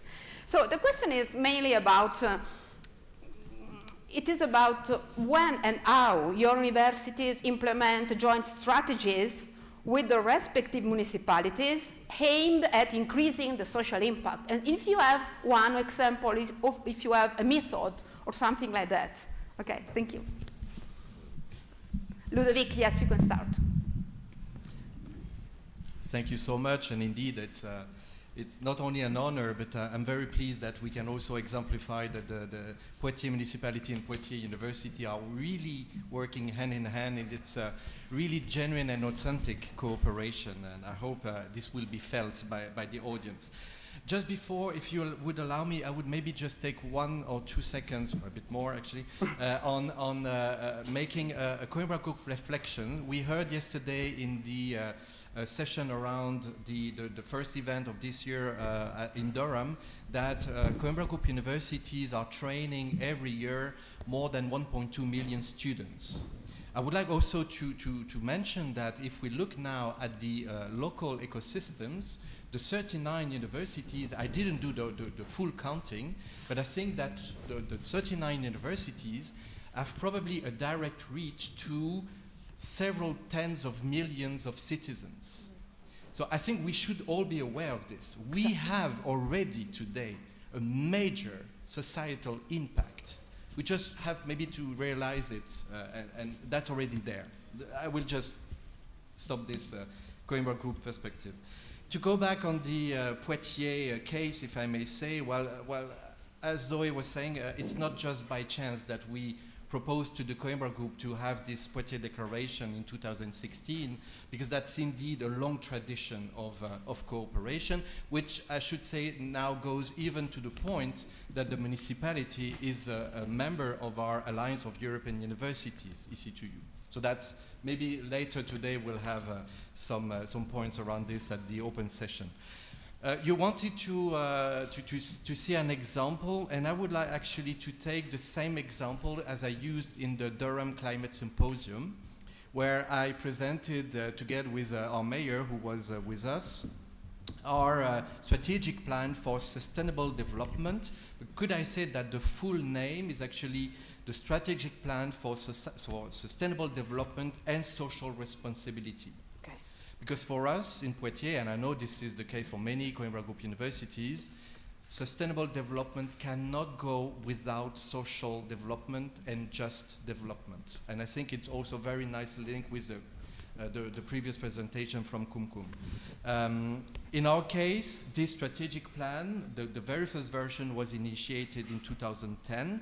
At that time, we were actually the first French university to get the official label for sustainable development and social responsibility. And now we are in the third round of this strategic plan, which has been now voted this year for the next 5 years. And every strategic axis, there are 6 of them, all of them have actually actions together with the municipality. Which means that what Zoe has said about the strategic plan for higher education that the Poitiers municipality has designed was including the university, we have the exact mirror for our own strategic plan with our actions including the municipality the same. Around these 6 priority axes, we have one, the 6th one, which is fully devoted to social policies. Again, it's a sustainability and social plan. And I think this is very important. Most of these axes, as said, embed a social dimension, which is in cooperation with the municipality. And I would just take 3 examples, but actually it's a plan with almost 200 actions. We have one around decarbonization, where actually we develop with municipality some territorial solutions for greener transportation. And indeed, all of our universities are so intertwined into the local geography that indeed we cannot develop our own transportation plan without the municipality. So that's one example, and it will benefit the campuses, the staff, the students, and the citizens at the end of the day. The second one is we want also to foster recycling. So we are designing a recycling center that is developed with citizens associations. Yeah. So again, the link is very strong. And the third example is that we want our fully inclusive university, where we want to include all profiles of students, including the refugees. And there again, we have what Zoe said, it's a solidarity municipality. So again, we cannot design a fully inclusive university if the city itself is not taking responsibility for the housing, for welcoming the refugees, and so on.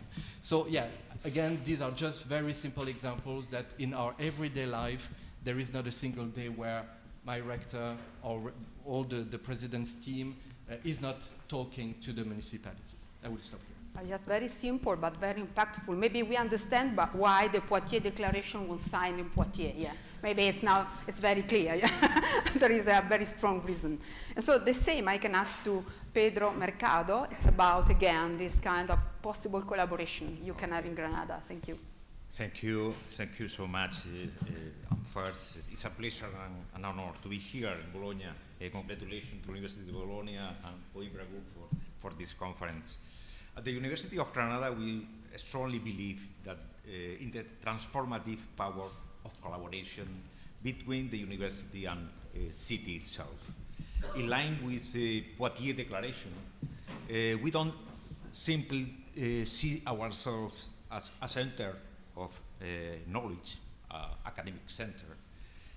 We are a civic institution deeply connected to the life of our city. And yes, we implement joint strategies with our local authorities to foster citizen engagement and public participation. We believe that the universities and cities must co-create the future through shared governance and meaningful social innovation. Let me give you some concrete examples. One of the most ambitious strategies is Impronta Granada. What's Impronta Granada? It's an alliance between the university, the provincial council, and the city of Granada. The initiative connects over 1,400 researchers and over 500 research groups with local communities across the region. Through regional councils, we work together to co-design solutions to local challenges, particularly those linked to urban agendas. Yeah. We focus on several key areas, including sustainable agriculture, digital inclusion, or energy efficiency. This project shows how we translate research into real-world impact, as called for in Poitiers Declaration. Beyond Impronta Granada, the University of Granada is a long-standing partner of some of our city's most important institutions and is involved in the main strategic project in the city and the region. For instance, regarding technology, we can highlight, for example, the Health Science Technology Park. It's a major innovation ecosystem dedicated to biomedical research, healthcare, education, and business. And at the same time, we promote the Artificial Intelligence Foundation that is supported by the University of Granada and aimed to drive local and regional development in this field. For example, the IFMI Donors Consortium This project is part of the European roadmap to fusion energy and focuses on testing and validating materials that will be used in the future fusion reactors. We provide from the university the scientific support and train the scientific and technical staff for the important and strategic project.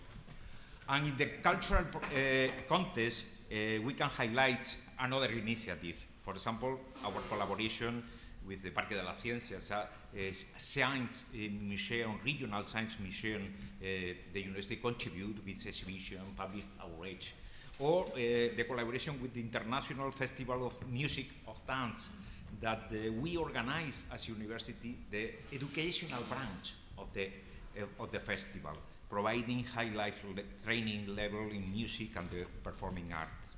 Finally, I like to mention our support for Granada's candidacy to become a European Capital of Culture in 2031. Our university plays a vital role in Granada's bid through research, cultural events, and our international network. In fact, our participation ensures that Granada candidacy is grounded in education, innovation, and heritage. Through these examples, this effort, we wish to reaffirm a core belief. Universities are not ivory towers. We are designing an agenda that connects research and technology with regional development. Our main challenge is to offer socially meaningful knowledge, connected to the needs of our community, from the labs to the people. And so we believe that it's time to take the Poitiers Declaration one step further. We must take full responsibility for driving change in our communities through transformative knowledge. We are and want to be a citizen university because our university is not just in Granada. We are Granada. Thank you so much, really.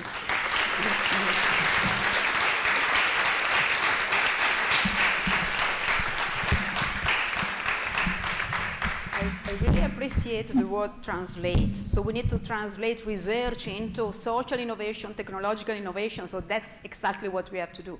And about the societal impact that Ludovic Tilly was able to tell us about the huge number, I think the Coimbra group can improve the communication of this societal impact. Otherwise, no one matters about that. So a great goal for the future may be to communicate this one, yeah. So now the dialogue between municipality and university goes to Turku. And so I asked to the mayor of Turku, Minna Arve, something about a vision about some particular innovation strategies or some project that was co-design. The co in front of design is so hard sometimes because co means exactly to work together. But you have an idea about the a collaboration between the municipality and the University of Turku where you can say that yes, it is co-design for the development of the local community. Hello everyone, dear colleagues, dear friends.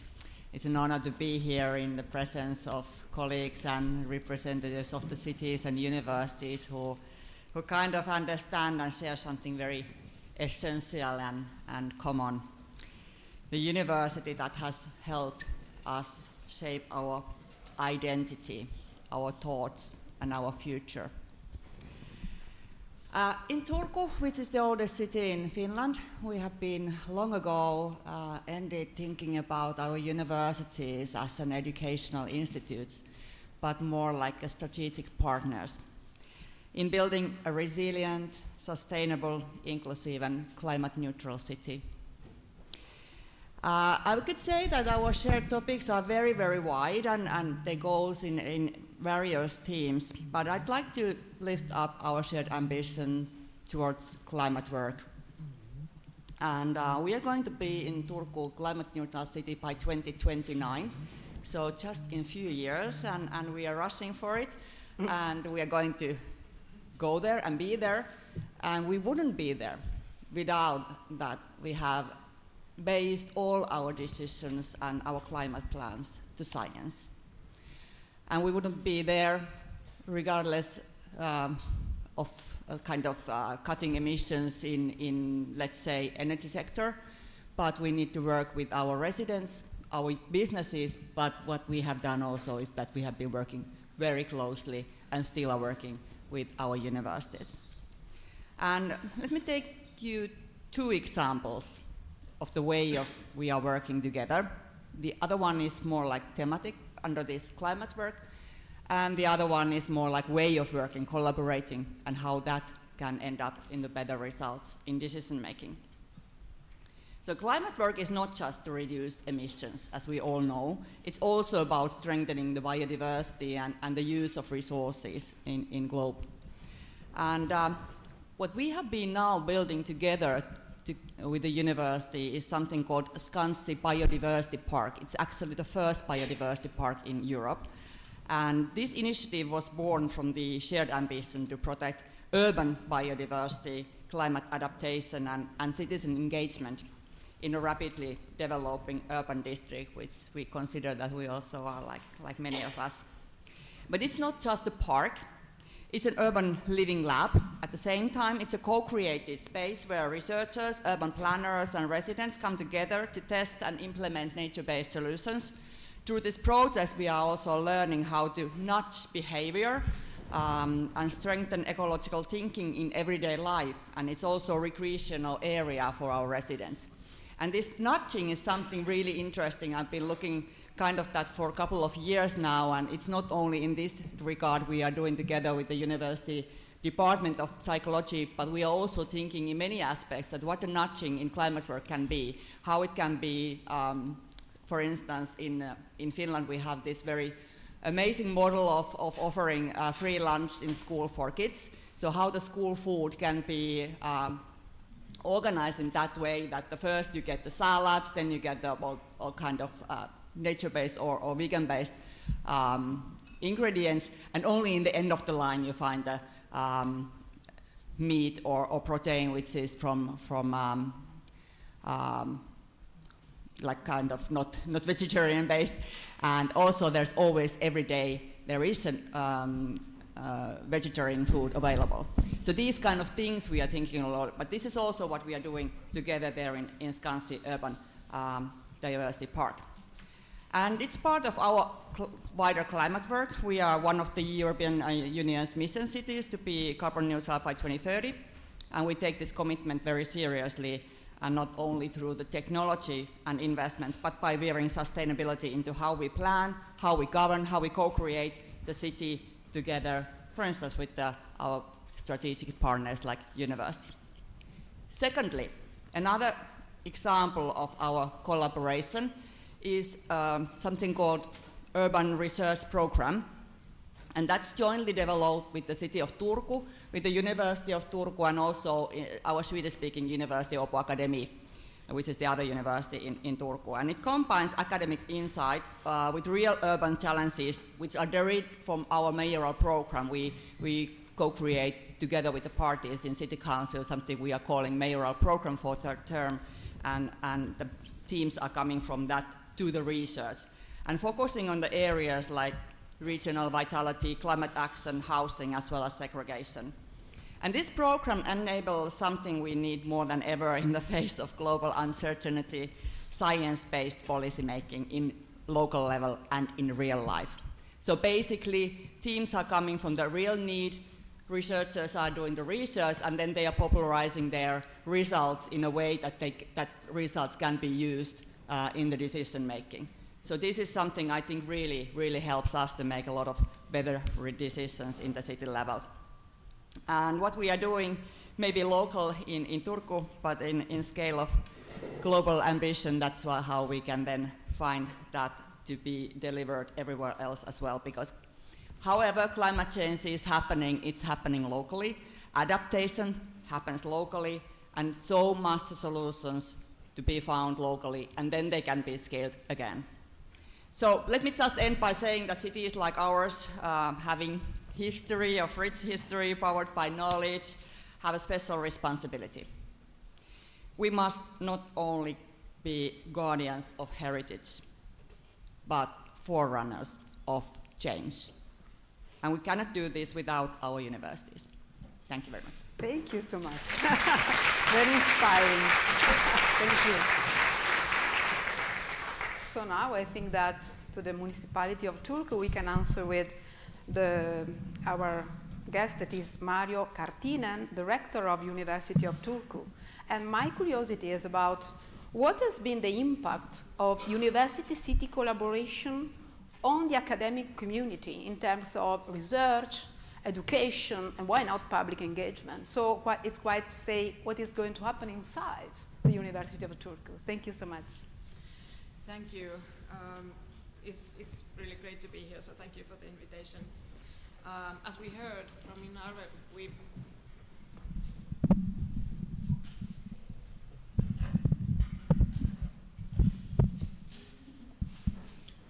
hear better now, hopefully.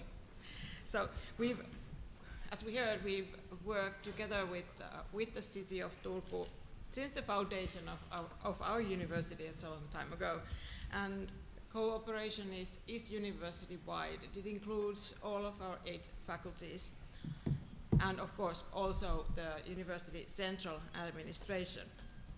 In 2022, we finally signed an official agreement for a strategic partnership with the city, aiming to even further deepen the cooperation and together develop the intellectual capital and competitiveness of the region. And of course, for us within the university, this gives us a very firm basis to work on. So the meaning of that, of these signatures is great. So if we think about the field of teaching and we come to students, this can include almost anything. For example, guest lectures and very close cooperation and dialogue in our curriculum development. And this is always very, very important.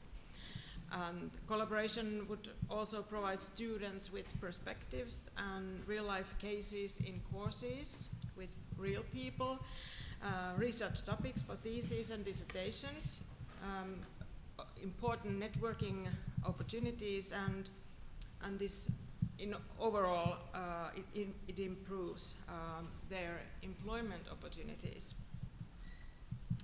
A great example of this kind of cooperation is our agreement with the Turku City Museum Center, and this collaboration includes, for example, the right to use the museum center's facilities for teaching and guest lectures, and of course their collections.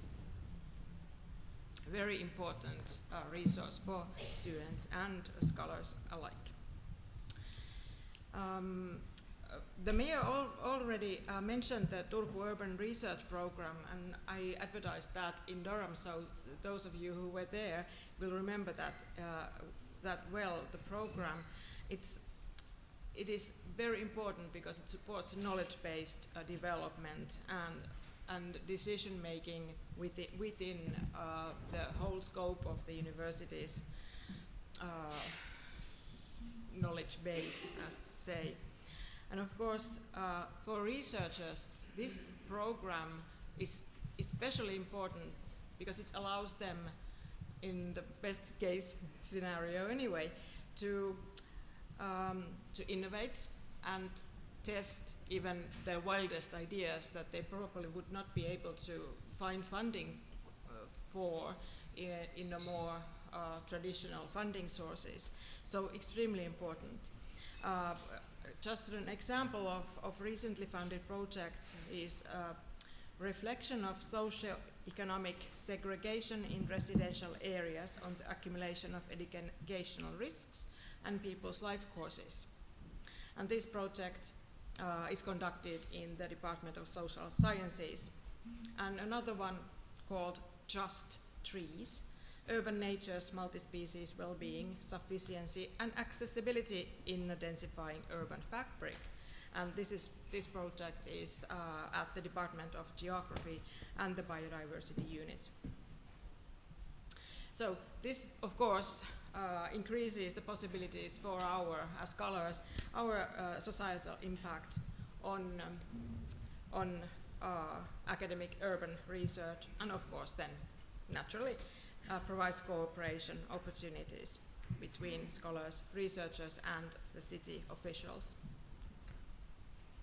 In the field of public engagement, the university recently started a university-wide citizen research panel project called Science Belongs to Everyone. And this citizen research panel brings together the needs and capabilities of researchers and citizen volunteers and acts as a platform that spans all disciplines within the university once again. For researchers, this panel provides a way to engage citizens and find broader perspectives. And for citizens, of course, it offers important and interesting ways to participate and influence into research process and learn new skills as well. In Finland, this is a pioneering initiative.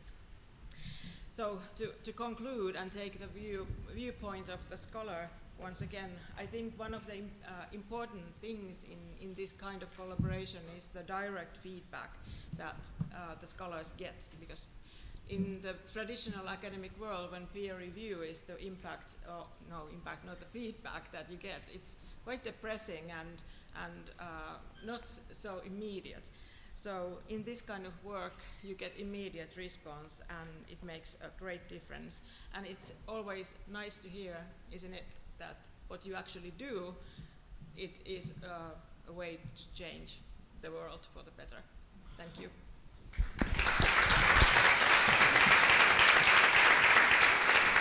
Well, thank you to the rector of Turku, because really it was so easy to imagine how great is the impact in the intercommunity and how important is that in order to follow the contemporary problems, the contemporary aspects. So thank you so much. So in this round, we started from Poitiers, where the declaration was signed, and then to Turku, where the General Assembly of the last year was hosted, passing through Granada, that's the place of the next year General Assembly. Now we are in Bologna, University of Bologna. And University of Bologna has many campuses that spread across several cities in Emilia-Romagna region, and not only, yes, but however in Emilia-Romagna regions. And so that's why we have two measures, and the first question comes to the measure of Bologna, Matteo Lepore. I would like to ask you, it seems that impact is a good word today. We are telling a lot about impact. And what do you consider, which is the most impactful impacts that you consider for the universities in the city, for our university in the city of Bologna? A lot of young people. Absolutely, you are completely right. Young and beautiful people going around. Absolutely, yeah. Everyone. Thank you very much for the invitation.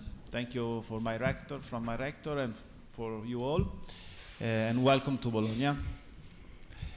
We are very happy to share the experience of our city, and it's a very long history. The identity of the city of Bologna is connected to the university, we used to say that Bologna is a city of knowledge, no? City of knowledge, as every city with a strong university, but in our case, the city of knowledge means also the vision we share for the future, and the values that are rooted in the community. And yes, the demographic dimension of the city also, the social and demographic. We change every 10 years 25% of the population because of the university and in general the arrival of many persons in the city.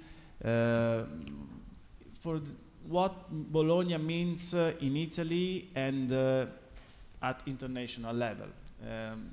People decide to arrive in Bologna to study, to work, but also to take care of their rights and their freedom, I think. You know probably that Bologna is a progressive city, is a very democratic city, And I think the diversity dimension is important. So with the university, we are one of the youngest city in Italy, but without the university, we are also one of the oldest one. So I think for us, the university is very important. And as a mayor, I decided to promote this idea of the city for the future of Bologna. We share also a tool, very important tool, and a foundation for urban innovation. We created some years ago the Foundation for Urban Innovation with the university. We have a scientific committee inside this foundation, and we create a strategic plan for the future of the city together with all the stakeholders. And the multi-stakeholder governance is another important thing that we share with the Chamber of Commerce, the Emilia-Romagna region, and all the private and the third sector actors. And we try to share every decision and every opportunity with the university. Because as a city of knowledge, we know that we have to research and experiment the policy in the city. For a progressive city, it's so important to have a multi-stakeholder governance for change. We need change, and we need to prepare the change. Knowledge is so important for change. We have to experiment, so also take the space to experiment, the time and the freedom to experiment in every aspect. Innovation and entrepreneurship. I think this is one of the main pillars we share with the community. The university is very important for innovation inside the private company we have. The director could tell you with the Lamborghini, Ducati, and many brands how the industrial sector grew up with the university and thanks to the university.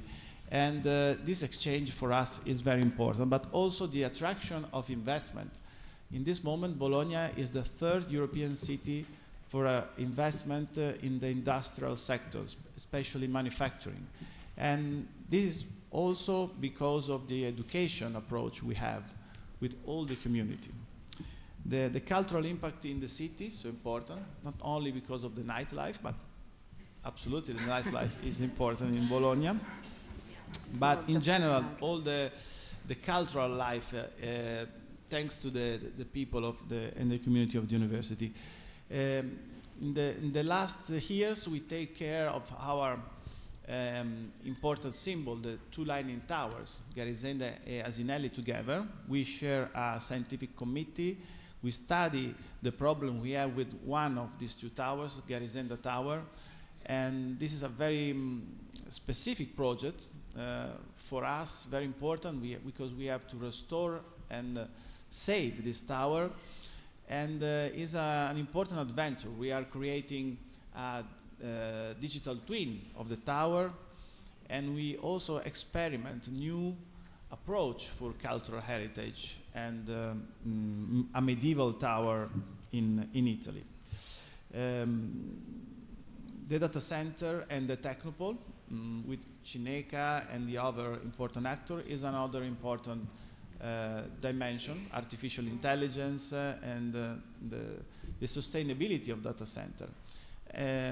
I conclude about this, about sustainability, no? Because we, as Bologna, we are in the climate mission for neutrality to 2030, not 2050.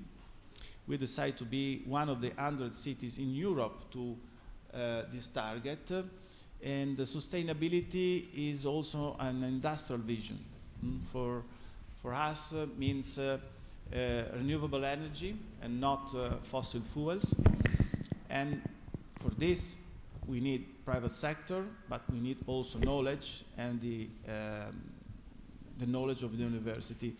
And we create a committee for the climate mission with the university and with all the private sector. We sign a contract to arrive with 11 billion investment to this target together. And I think this is a very huge opportunity as investment, not only on industry, but also on university and all the knowledge the university could share. So many things, many aspects.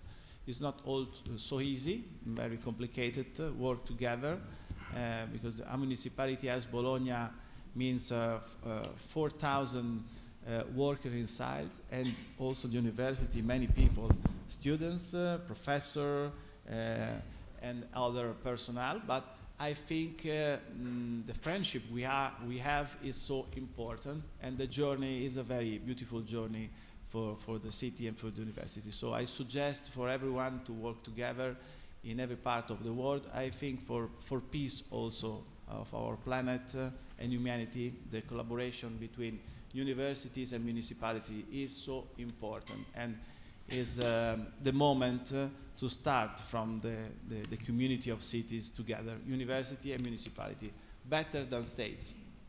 I think for the future of our planet and humanity is so important to learn the lesson from the Cold War, that people, municipalities and university make better decisions than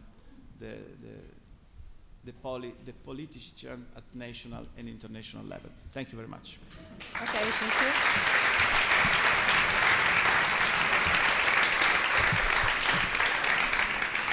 Thank you so much to Matteo Lepora. In fact, in the Urban Innovation Foundation, there is a project of research that is called Civic University. So it's just a way to find some strategies to be more civic, in the sense to be more connected to the town, to the city. So now we come to Enzo Lattuca, that is the mayor of Cesena. And as you know, the last Friday of September, we have the European Research Night. In Cesena, this event that is so important in Europe is hosted in the Biblioteca Malatestiana in Cesena, that is managed by the municipality of Cesena. So it is a strong message that you give to the city and to the citizens, because they understand that the alliance between the city and the university gives value to the research, because it is also prepared with a lot of events in the school, in the city, so it's just a way to communicate the primacy of the research. What do you think about that?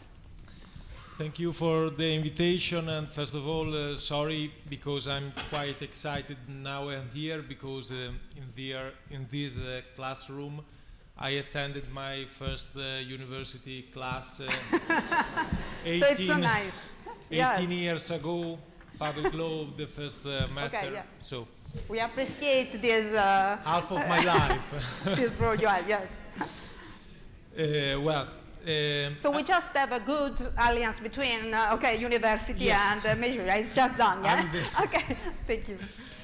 I think the alliance between the municipality of Cesena and the University of Bologna, it could be considered an excellent example of institutional cooperation. It brings positive change to both the city and the social context. The European Researchers' Night at the Malatestiana Library is clear and symbolic example of this cooperation. Choosing this historic and cultural place for a science event is not a coincidence. It connects tradition and innovation.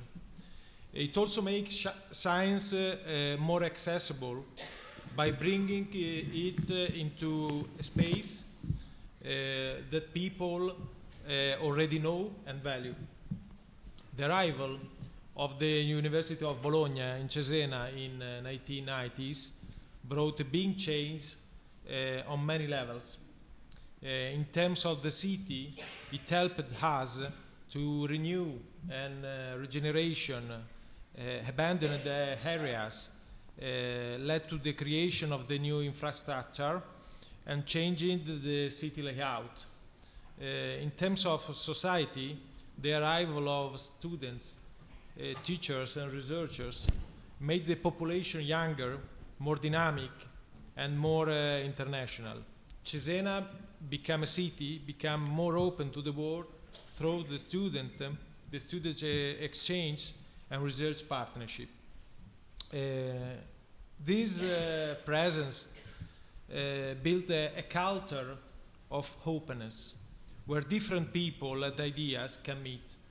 This is the basis of the real progress. Cultural institutions are not separated from the community. They support health systems that help the local economy, promote innovation, improve daily life, and make the city more attractive. Thanks to university, there has been growth in service, business, cultural space, job opportunities, especially in the agri-food and the technology sectors. First of all, ICT. The university succeeded because it became a natural part of the city, while also respecting and strengthening the history and the identity. In this way, it supports what we can, or we are used to call genius loci, the unique spirit of the place. We can also see good results in how scientific knowledge spreads and becomes useful for the new business ideas. These alliances help the city face to the global challenges like integration, sustainability, and multiculturalism. Programs with school create learning paths that connect early education with university research. This helps the whole community grow culturally and inspires young people to follow careers in science. In short, the cooperation between the municipality and the university in Cesena is a great example of how to improve a city through teamwork between institutions. It shows that research does not need to stay inside the university. It can become a shared resource that returns the city into a real laboratory of social and cultural innovation. In my opinion, this is the most important part. The university does not stay separate as a place of high knowledge. Instead, like Alma Mater Studiorum has done in Cesena, it chooses to take root in the local area, offering its knowledge to a living and constantly changing community. Thank you. At my university. Thank you so much, Enzo Lattica. Thank you. Our roundtable concludes with our rector of the University of Bologna, Giovanni Molari, and I have to tell you one thing, very small one thing. 3 years and a half ago, he asked me to work on the public engagement. I was so worried about that. Today, I thank him every day because I believe that society engagement and citizen engagement is exactly the key word for the future to have societal impact. So now I'm a little bit worried too, but today I understand that it's a very important role that we need to recover.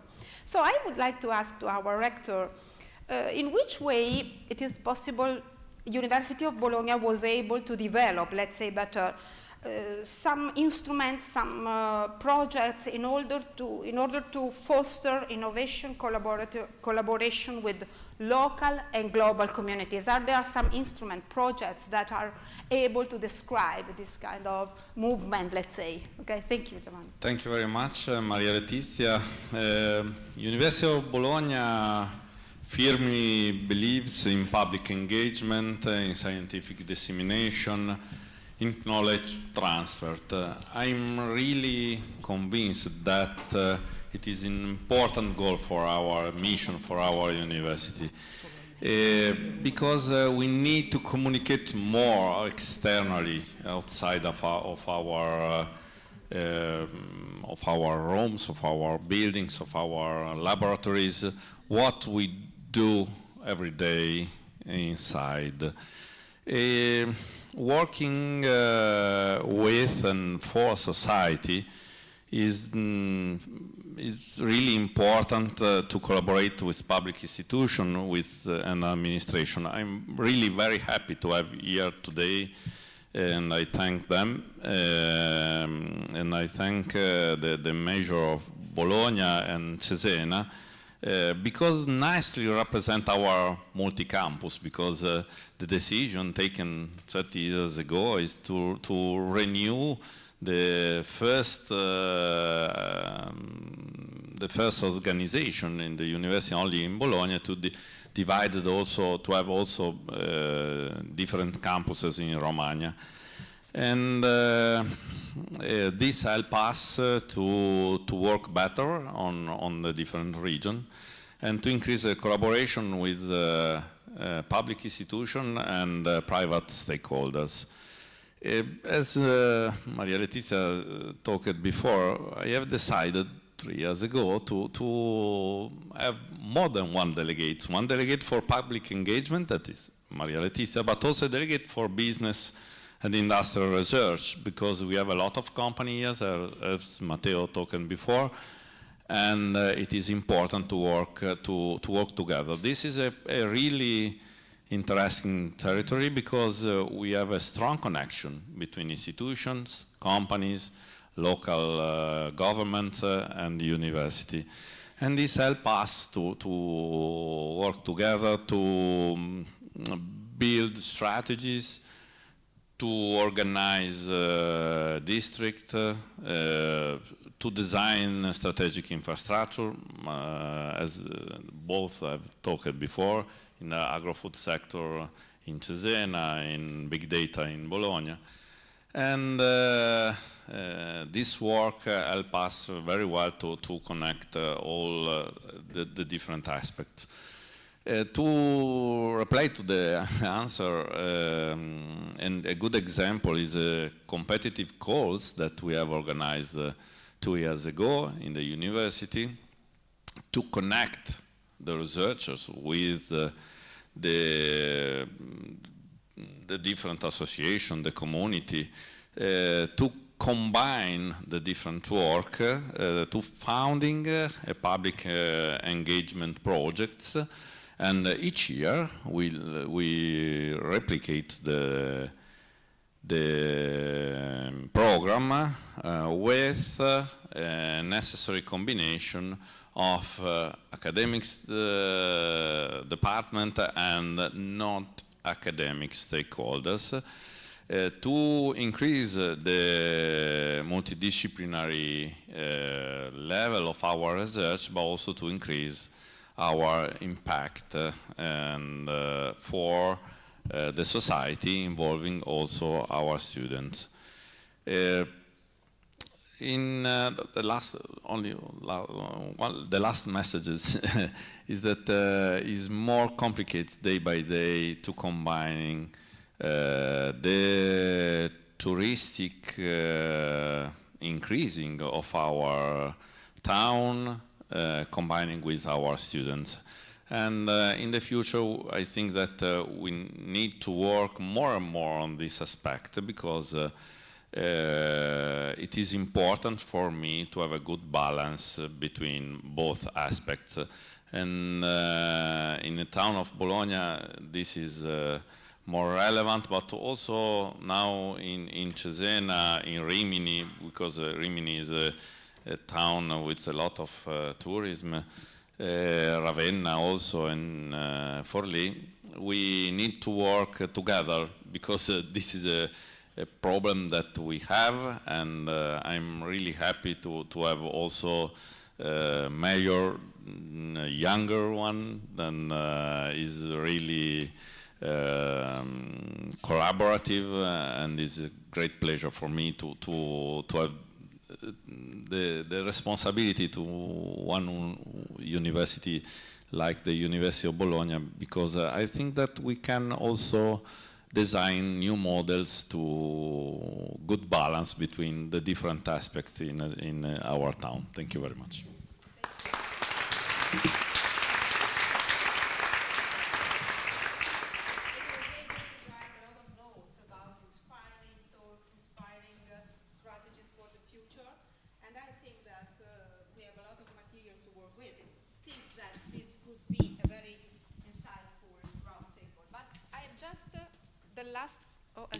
Sorry. Just the last curiosity, it's more than a curiosity. We are so worried about that.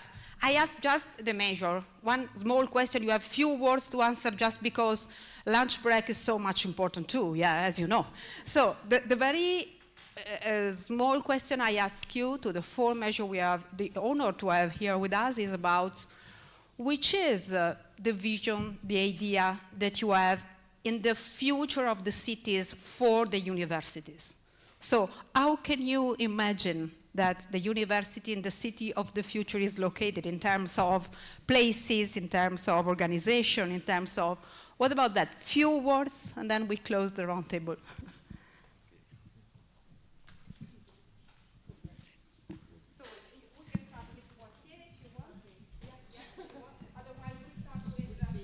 Oh, sorry.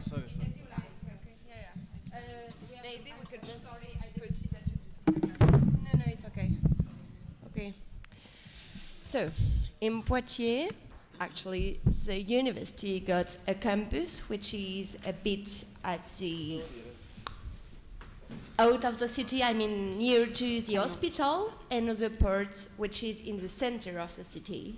So for me, it's also the same thing that we're trying to develop. I mean, the presidential places of the university is in the center of the city. And so, I mean, it's also a way to develop the place of the university and the place that we gave to the university, which is like geographically in the center of the city, as the same way as it's in the center of our politics. Thank you so much. And what about Minarva from Turku?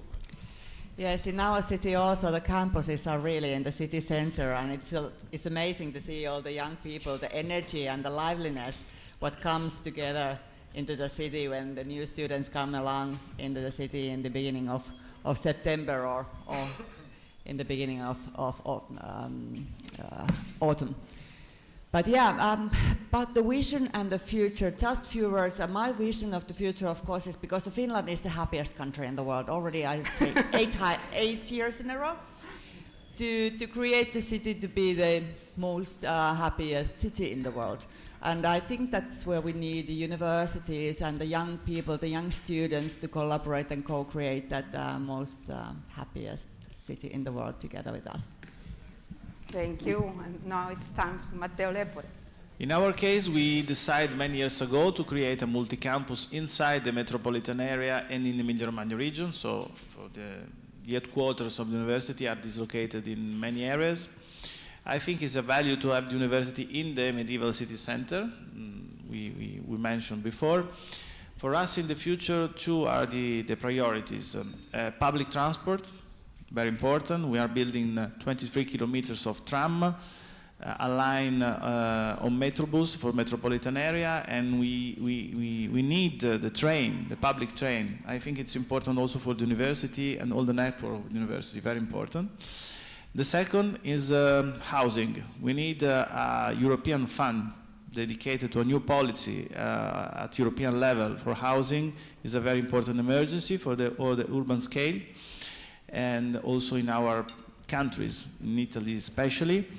And I think we have to fight for this, because a city as Bologna with 7,000 students resident in the city needs a public policy for that. We know that the private sector is very interested in our cities because of the students, but we need a public policy for affordable housing for students. So about spaces and university and cities, I think these two are the priorities. Thank you. Okay, thank you. And then to Enzo Lattuca, measure of Cesena. Yes, as I said, the first 30 years of the university presence in Cesena for us are just the beginning. So, c'est n'est qu'un début.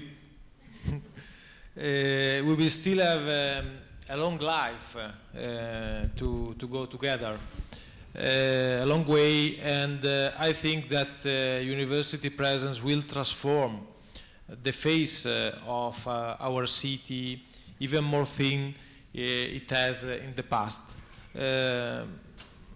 We have a really small but beautiful campus. Our rector used to say that is the best campus. Yes, surely. Everyone is the same, yeah. But I think he doesn't die. When, and I hope that the entire city becomes a campus, and that the university campus hug even more our city. Thank you so much. So thank you again. And let me close with just a sentence about the dialogue between universities and municipalities was really inspiring. And I'm sure that we can design for the future a shared horizon for the Coimbra group that is able to project the Poitiers Declaration into a future of peace and prosperity for each citizen and for all the citizens as a whole. Thank you to be here with us. Thank you so much.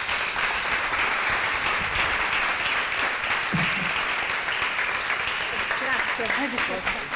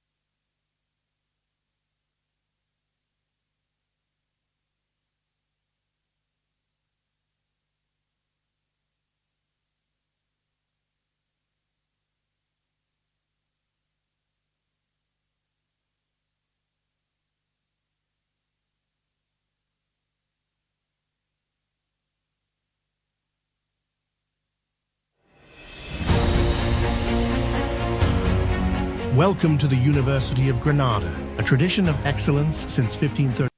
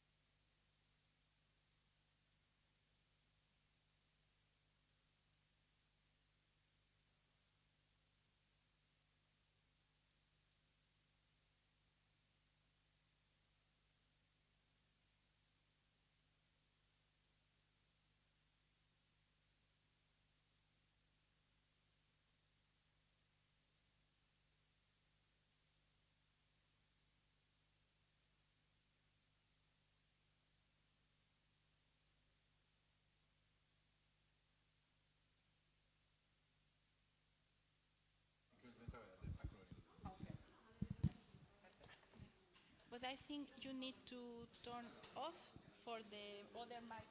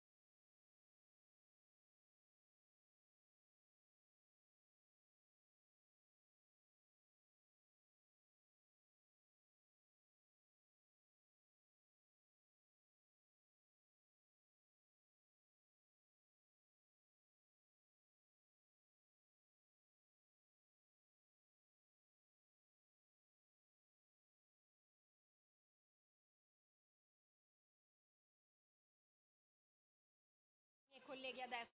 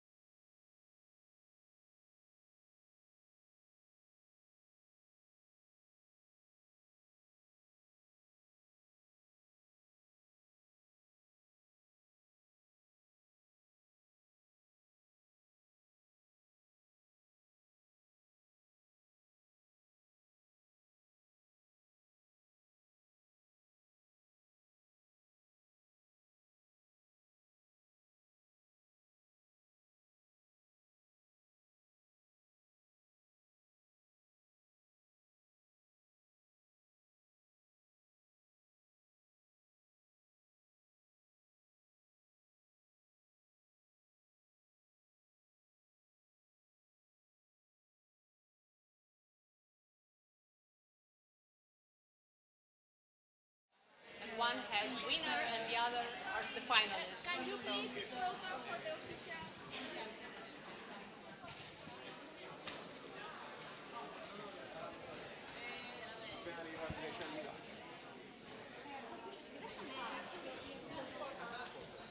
Pierre, de foto.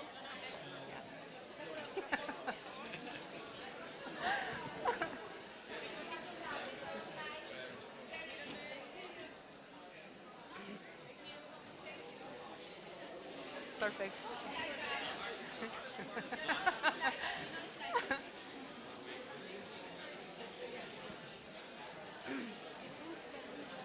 I would say that you and the PhD are the only ones stay here. I'm Yeah, this is what- her to see. Yvonne, may I ask you, can you have a seat, whatever you like, so we leave here only? Yeah. So I put. You can stay.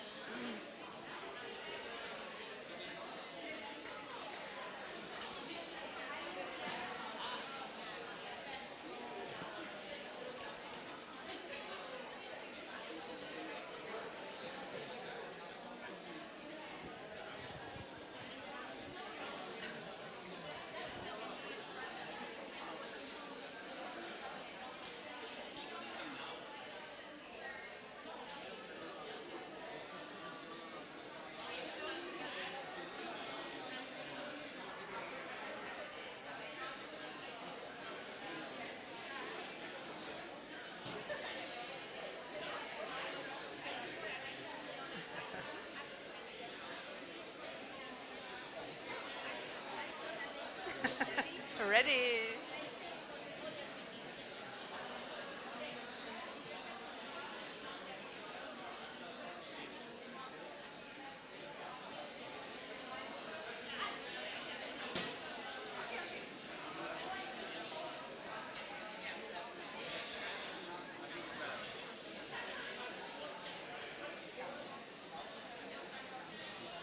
And is it possible to... No, this is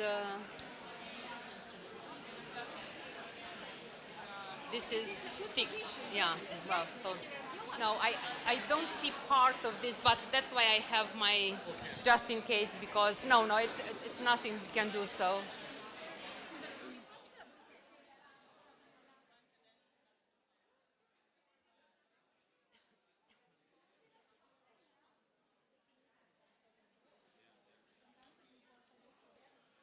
I started to be nervous.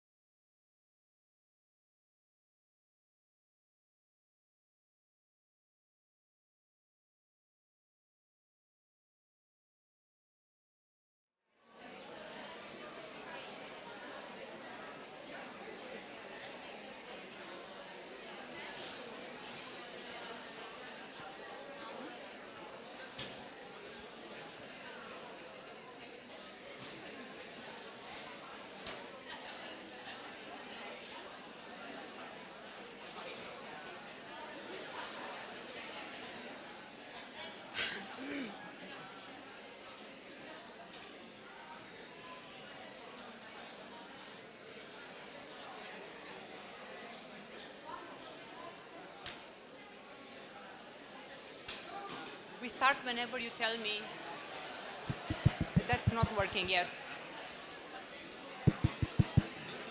Hello?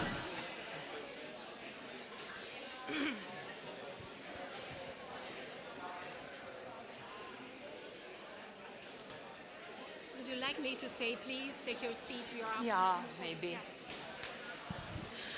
Good afternoon, everyone. I kindly ask you to take your seat. We are about to start with the 3-minute thesis competition. Sorry?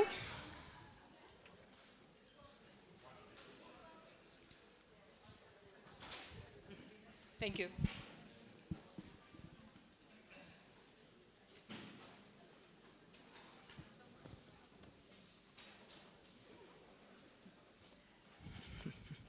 Buongiorno, and welcome to an iconic event of the Coimbra Group University's annual conference. It is the 3MT competition live final. It is a competition initiated by the University of Queensland, and it is meant to explain one's research in 3 minutes. Of course, the language has to be appropriate to a lay audience, a non-specialist one. Only one slide is allowed, no other resources. You can see the rules. I will not go through all of them into details. So, single static slide, no additional electronic media, no additional props, 3 minutes the maximum, otherwise, of course, competitors are disqualified. Presentations are to be in spoken word, no poems, no raps, no songs, no dancing. And of course, they are to commence from the stage. We consider the presentation started when the competitor either moves or starts talking. And of course, we have a panel of judges, and their decision is final. Today, we have with us a wonderful judging panel, and I will quickly tell you a few words about the jury. We have Pierre-Antoine Bonnet, professor of pharmaceutical organic chemistry at the University of Montpellier and president of the French National Academy of Pharmacy. He is a member of the Life Sciences Working Group.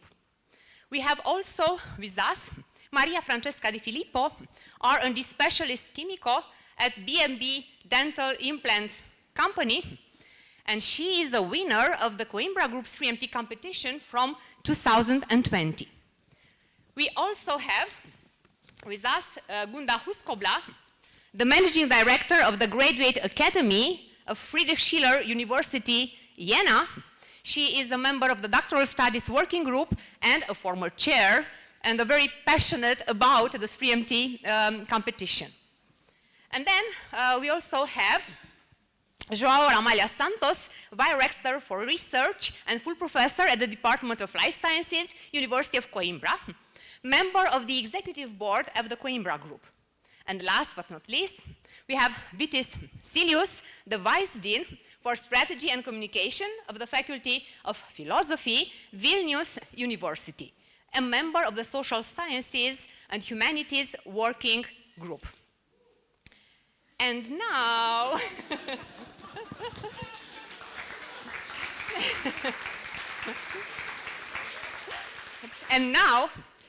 you can see the judging criteria from 2 categories.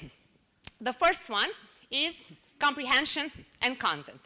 So, they will look and check if the presentation provided an understanding of the background and significance to the research question, if it clearly described the impact and the results of the research, if it followed a clear and logical sequence, if the thesis topic, the research significance, and the results were communicated in a language appropriated for a non-specialist audience, and also if they spend adequate time on each of the normal, let's say, points of a structure for such a presentation. And in the other category of judging criteria, we have engagement and communication. So, did the oration make you, the audience, want to find out more? Was the presenter careful not to trivialize and not to generalize the research? If the presenter conveyed enthusiasm for their research, if it captured attention and maintained eye contact with the audience, if they had enough stage presence, so being a little bit of an actor as well, did they present everything in a clear, legible, and concise manner? So these are the rules, and we will begin with competitors in an alphabetic order. So we will start with Bianca Brendel from the University of Graz. The title of her presentation is Personalized Medicine, Health for Everybody. The research area is pharmaceutical and biopharmacy, and just a little bit of spice about her hobbies.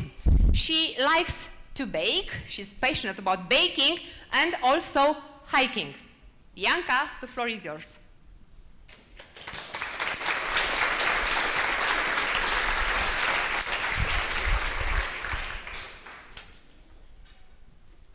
I want you to take a look at the person to your left and to your right. Statistically speaking, 1 out of the 2 people you just looked at will be affected by a chronic disease at some point in their life. And chronic diseases don't pass within a few days. They require long-term treatment, sometimes for life. And this means patients have to take pills every single day for months or even years. As you can imagine, this is pretty uncomfortable. Now, imagine a tiny device, as small as a toothpick that can be implanted under your skin, where it gradually dissolves and releases medication for several months, completely replacing the need for daily pills. Sounds futuristic, right? But we already use these types of implants, for example, in birth control. So why not for chronic diseases? The reason is that the current production approaches for these implants only allow us to produce a few fixed daily doses. But when we are treating chronic diseases, patients often require a dose somewhere in between. So how do we solve that? In my PhD, I explored a completely innovative production method for these implants, 3D printing. We incorporate our medicine directly into the 3D printing filament, which we then feed into the 3D printer to print the implant. And this gives us huge freedom on how to design the internal structure of these implants. And the goal of my PhD was to find out how we can personalize the daily dose simply through adjusting the implant design. And this is what I found out. Imagine the drug molecule as a little mouse and the implant as a block of Swiss cheese with our mouse trapped in the center.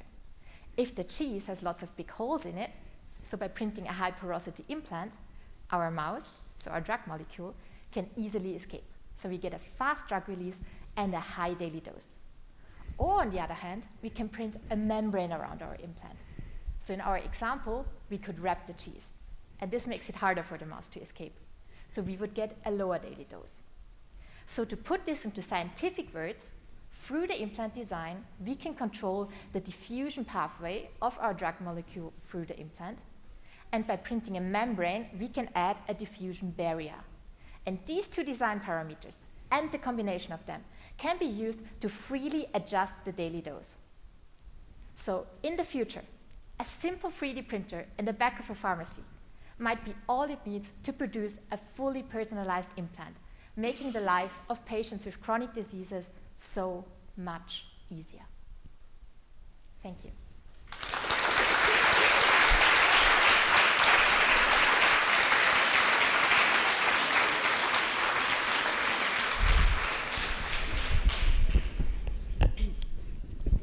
We continue with Uffe Kjørgaard from Aarhus University. The title of his presentation is Looking Inside the Liver, Unveiling Cancer's Metabolic Fingerprint. The research area is clinical medicine. As a spice for his hobbies, he likes trail and ultra marathon. So he will bring us to a marathon for his research. The floor is yours.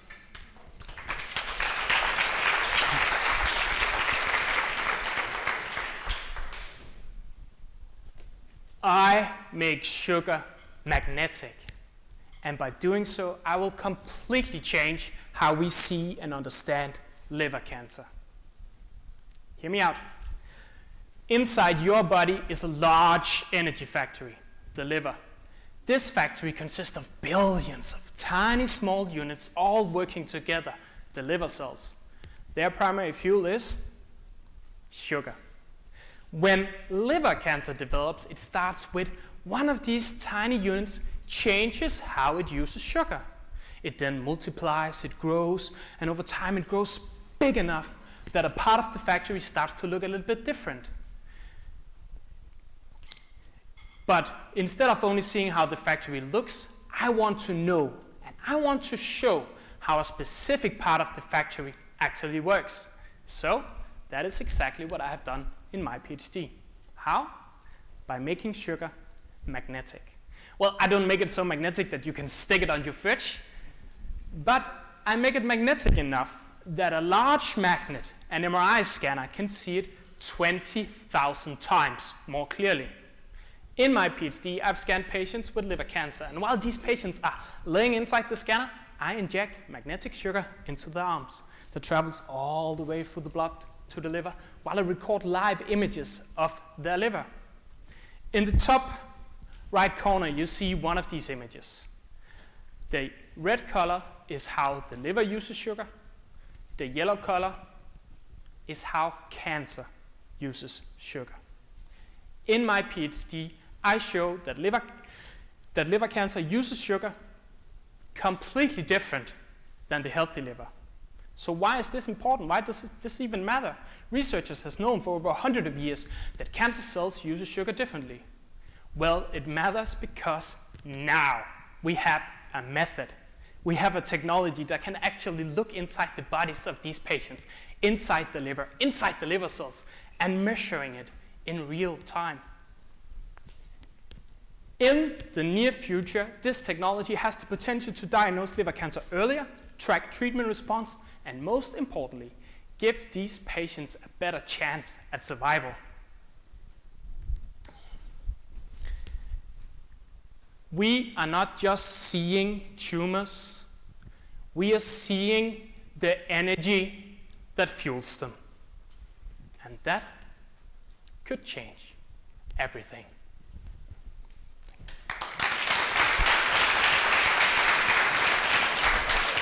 Thank you.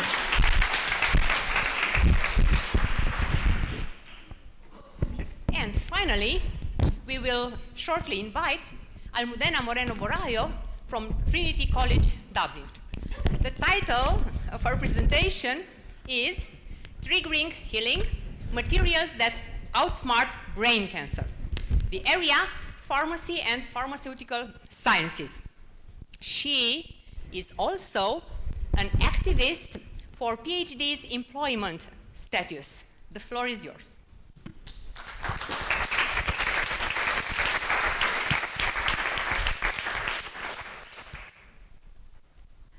Most of you will recognize the scene at the top of the screen. This is Tom Cruise in the very first Mission Impossible movie, trying to avoid touching the floor underneath him, which can sense him, or all hell will break loose. Everyone's holding their breath, rooting for him, hoping he will defeat the enemy, but I actually want him to fall. See, for me, brain cancer, and in particular glioblastoma, are my Tom Cruise. Glioblastoma is the most common, but also the most aggressive adult brain cancer. And once you're diagnosed with it, you're expected to live just a little bit more than 1 year. It remains incurable. And the reason why is because this cancer, it's incredibly smart. And just like Tom, it has a mission, which is to avoid our therapies and to make sure that even after we scoop it out of the brain, it leaves enough cells behind, or little Toms, so that it can come back. So here's where my research comes in. For the past 3 years, I've been developing the materials that you see at the bottom of the screen, which are really special. And what makes them special is that they're smarter than Tom. See, those little particles in red and blue that you see there are capable of sensing Tom, but he doesn't even need to touch them. He just needs to enter the room. And they will know that he's around because his pH is lower than that one of the environment around him. So they will know, open up, and release their ammo. As to what's inside, we put combinations of drugs that we know are particularly lethal against glioblastoma. And the way that we know this is because we took cells from real glioblastoma patients, grew their tumors in the lab, and we watched under the microscope how our particles went inside the tumors, released the drugs, and killed them. So we were ready to start preclinical studies, but we didn't stop there. We put our particles into a smart gel tube. Now this gel can go into the cavity left behind by the tumor, and it extends all those little toms left behind, but it would also force them to come in contact with it. So we're literally bringing the floor to thumb to make sure all hell breaks loose. So far, we've had very promising results with our mice, in the sense that those that we treated with our materials lived for longer, and their tumors recurred less.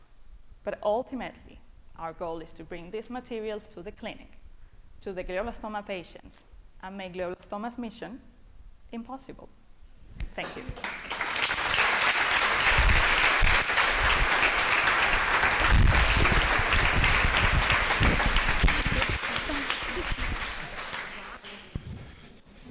Now that the tension that could have been cut with a knife is over, just for a moment, of course, the jury will retire to deliberate, and at 3 o'clock, we will all know the results. Who will be the winner and who will be the finalists.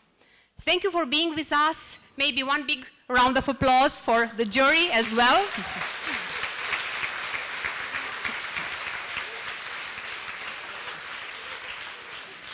And the rest of our activities will continue. Stay with us and see you soon.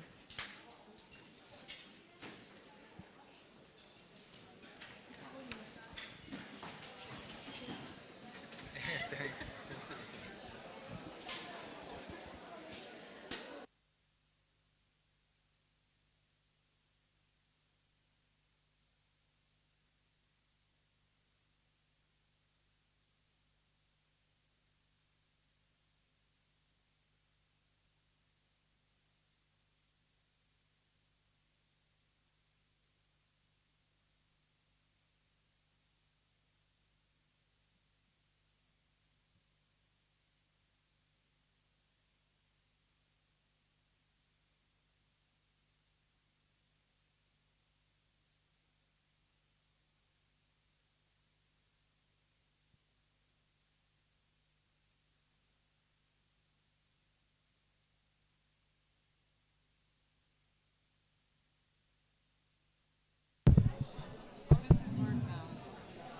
Sorry, one moment. Scusa, Elena, aspetta, mi stava chiedendo qualcosa?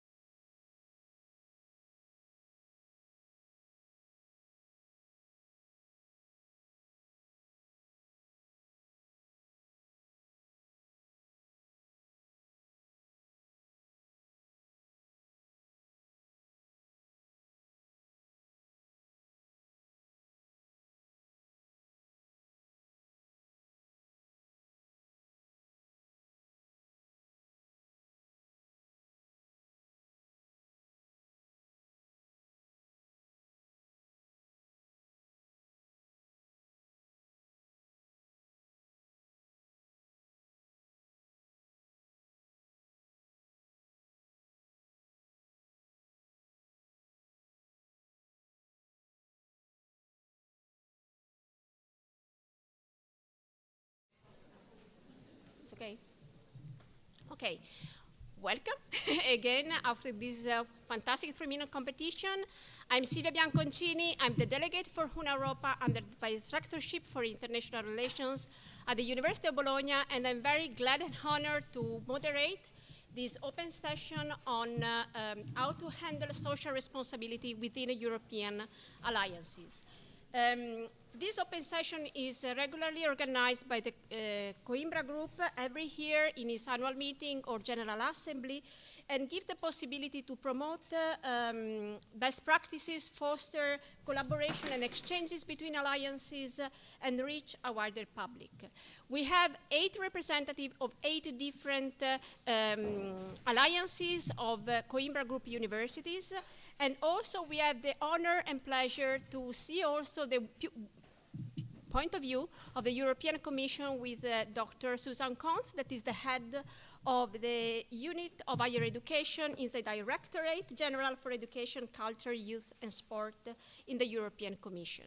So I will start and leave the floor to Eva Berenkova from Charles University for EU+. Thank you. I hope you won't be so disappointed after all this wonderful presentation. I have also 3 minutes, so I will do my best. So let me tell you a few words about our For You Plus Alliance and our experience with synergizing educational research and the so-called third mission or third role of the universities, which means service to society.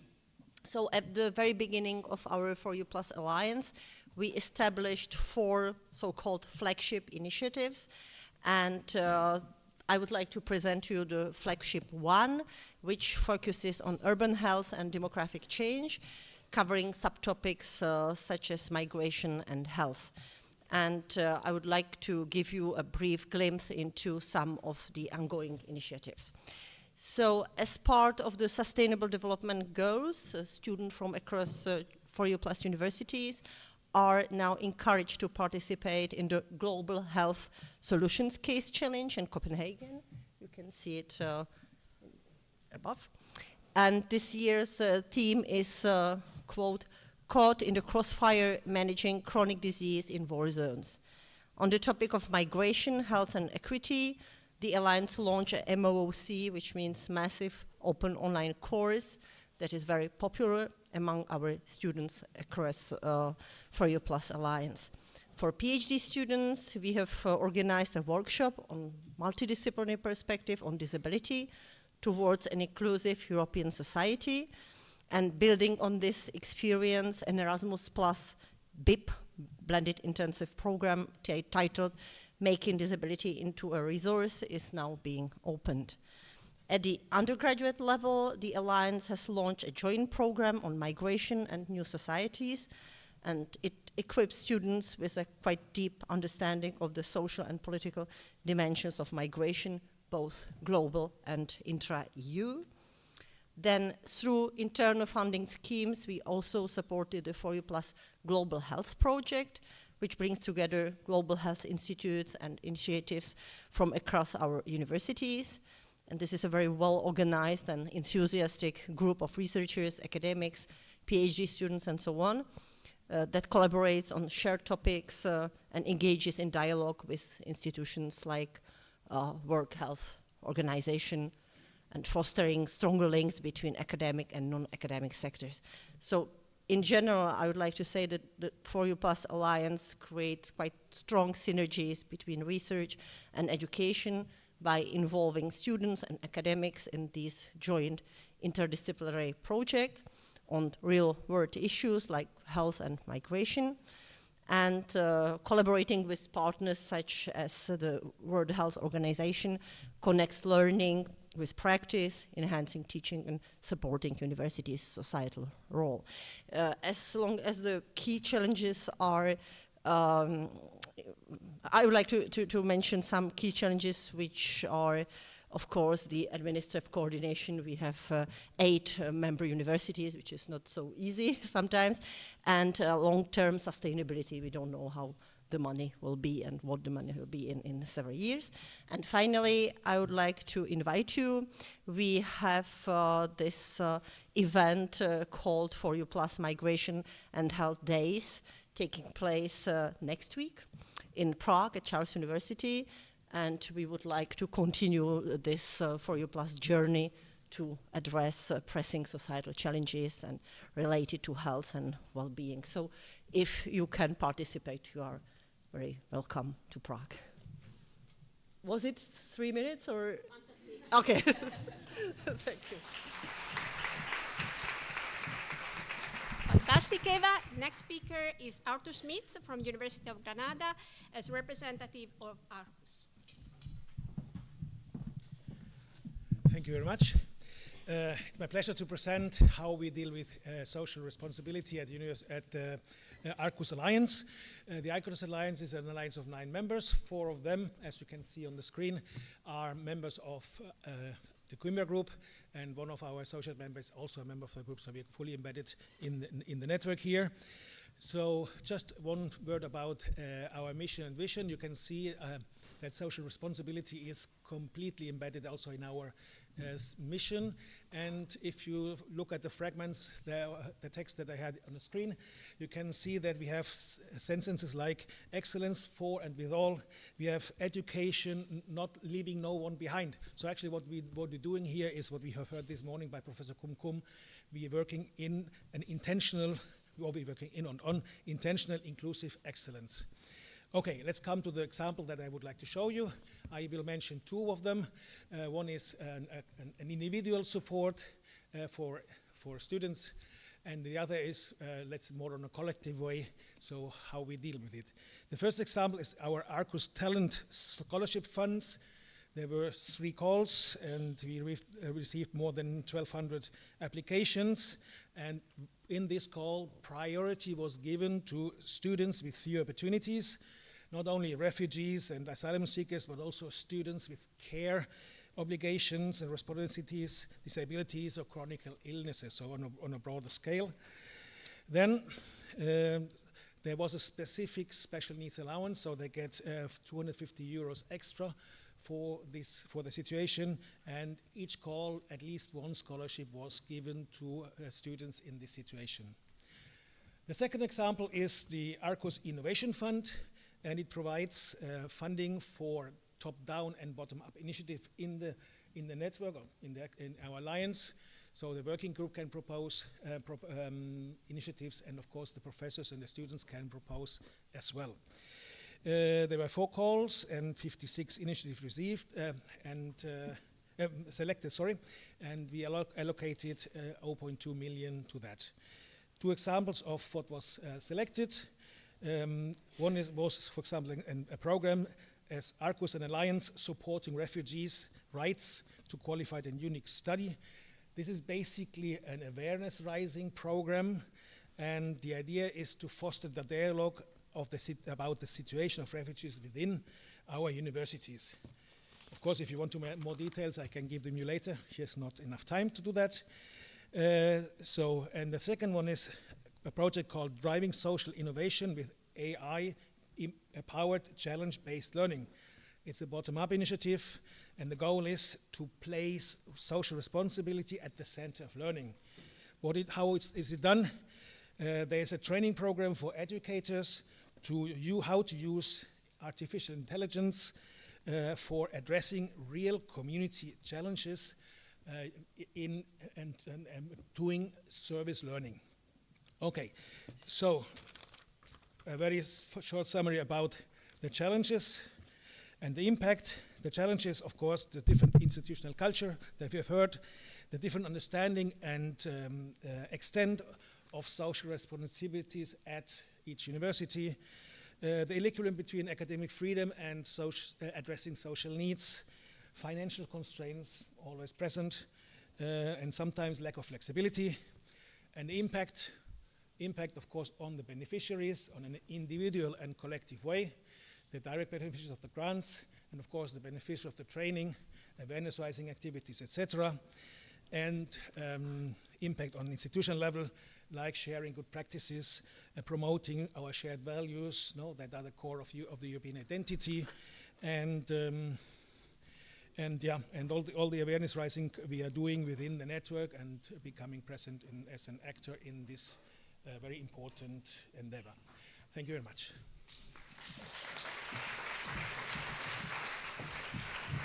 Thank you very much, Arthur. Now it's time for Meritxell Chavez from University of Barcelona as representative of Charm EU. Thank you. After these 3 minutes thesis, this is a challenge, really, but I will try.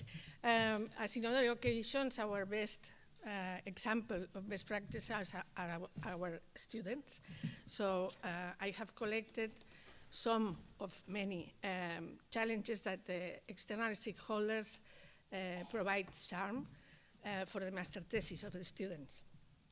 And these master theses are addressed by teams of multidisciplinary and international students. Okay, so some of them have local impact, some others have global impact. So, and why this? Because social responsibility is one of the 8 core values of Charm EU. This is embedded in the educational programs that we do, it's the commitment is very important. It's part of the admission process. So we look for the commitment of the students. And we are perceived more and more as using these values, and this attracts more and more stakeholders to bring us challenge for the students. And I have 2 examples that are not listed. One is from an agrarian park, and the challenge was how to reduce agricultural plastic waste. This park also assesses other farmers in the zone, so they create a circular solution package composed with 3 elements: a policy brief for politicians, to policymakers, a recommendation for how to manage the park better, but also a booklet with technical guidelines for farmers and technicians. So the impact is not only in this. And the other example, completely different, is from a private company, Roca Group, that dedicates to bathroom products, that faces the challenge to integrate sustainability in the daily practices of the employers. So the team came up with a toolkit for employers that integrates behavioral change training, governance, operational practices, and community engagement that empower employees and leadership together to driving meaningful and measurable sustainability actions that can be done in the. They were really impressed of the level of the students, but not the academic level also, but the commitment of these students, and one stay on the company, one of these in this picture. So these are 2 examples of many that are part of our core business. Thank you.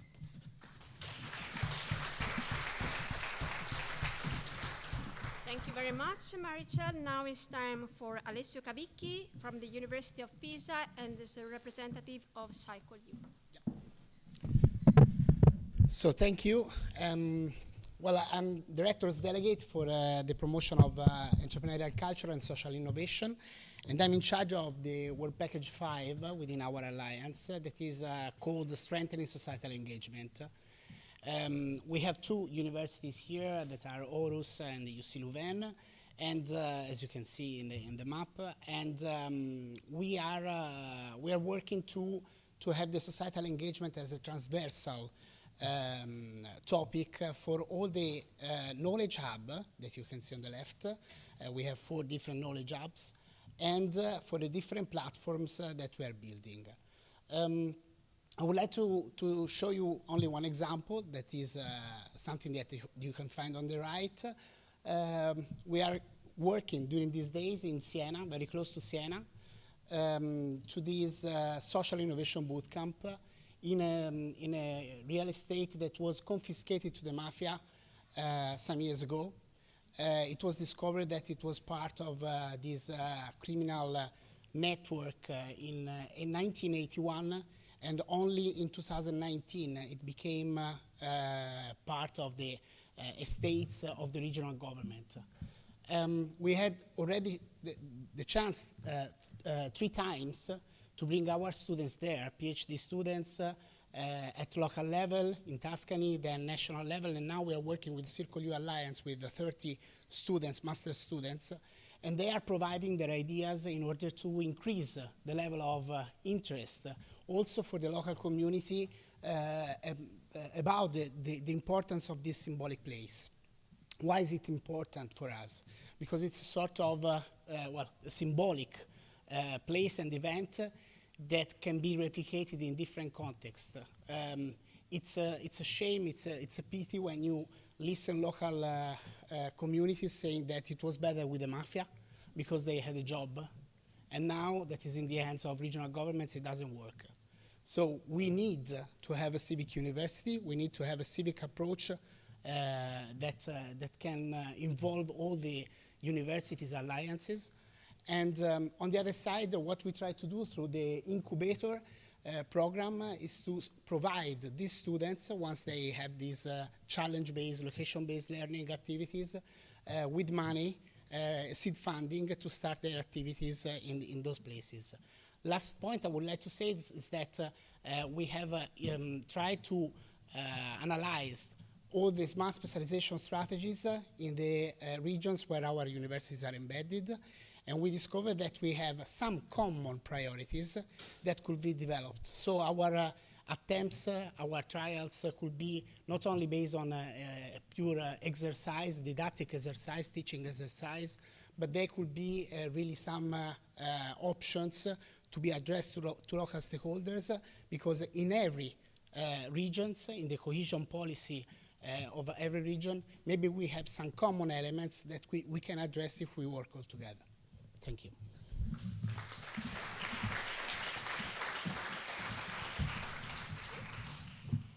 Time to move on with other 4 alliances. Thank you so much.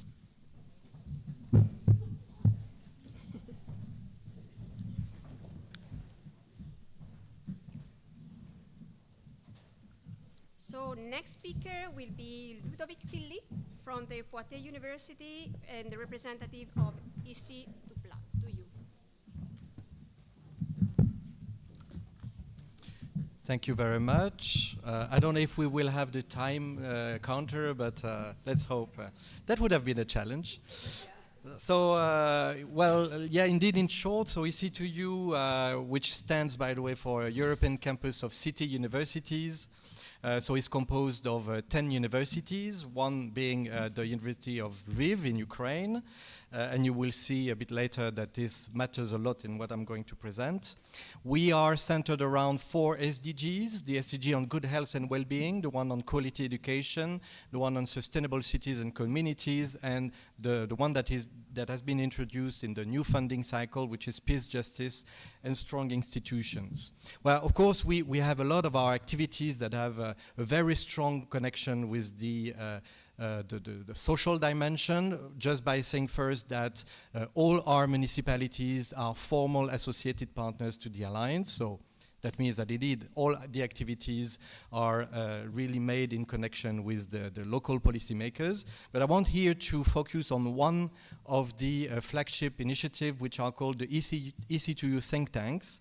Basically, the think tanks are places that we organize regularly, locally first, where we meet in the same room, we gather in the same room, of course, people from the academic community, students, staff, researchers, teachers, administrative staff, but also with citizens, journalists, policymakers, actually everyone who is interested in the topic of the think tank. So we first run these local initiatives at all partner universities, and then once we have collected all the feedback, we gather all of this and we have another think tank, which is this one at the level of the Alliance during what we call the EC2U Forum.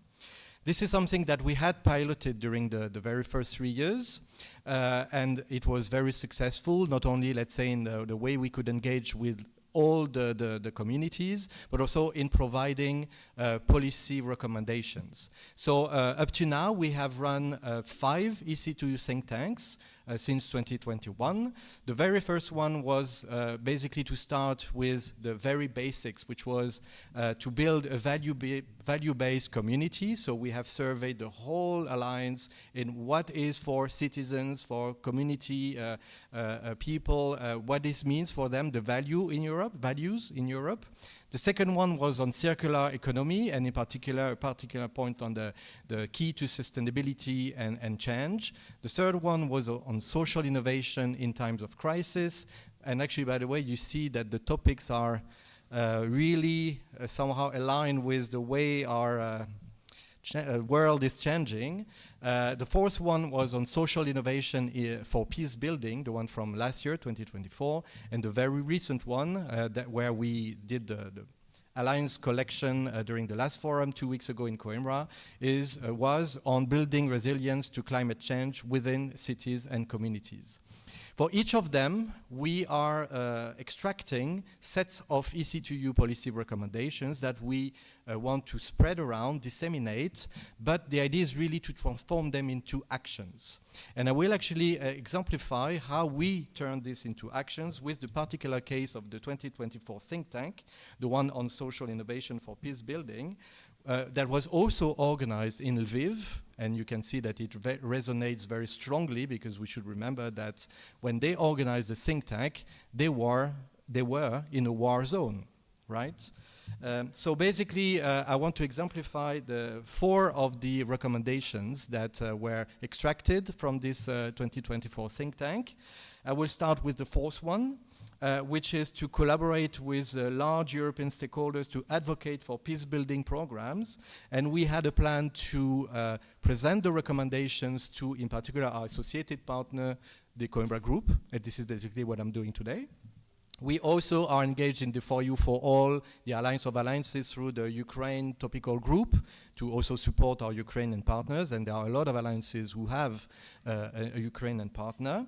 The third, so I'm going counter-wise. The third one was to be in capacity to apply to European programs to be funded for joint European projects related to this social innovation for peace-building topic.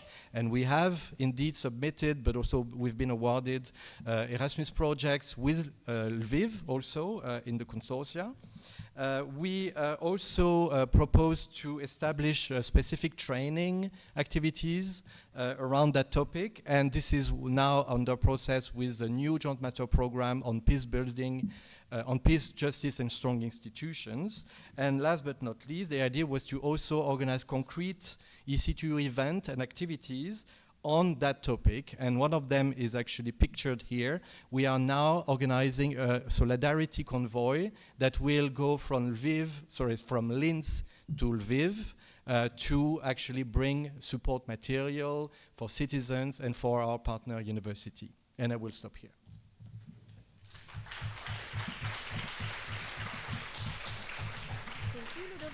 It's now time for Jacqueline Scherpen from the University of Groningen as a representative of the Enlight Alliance.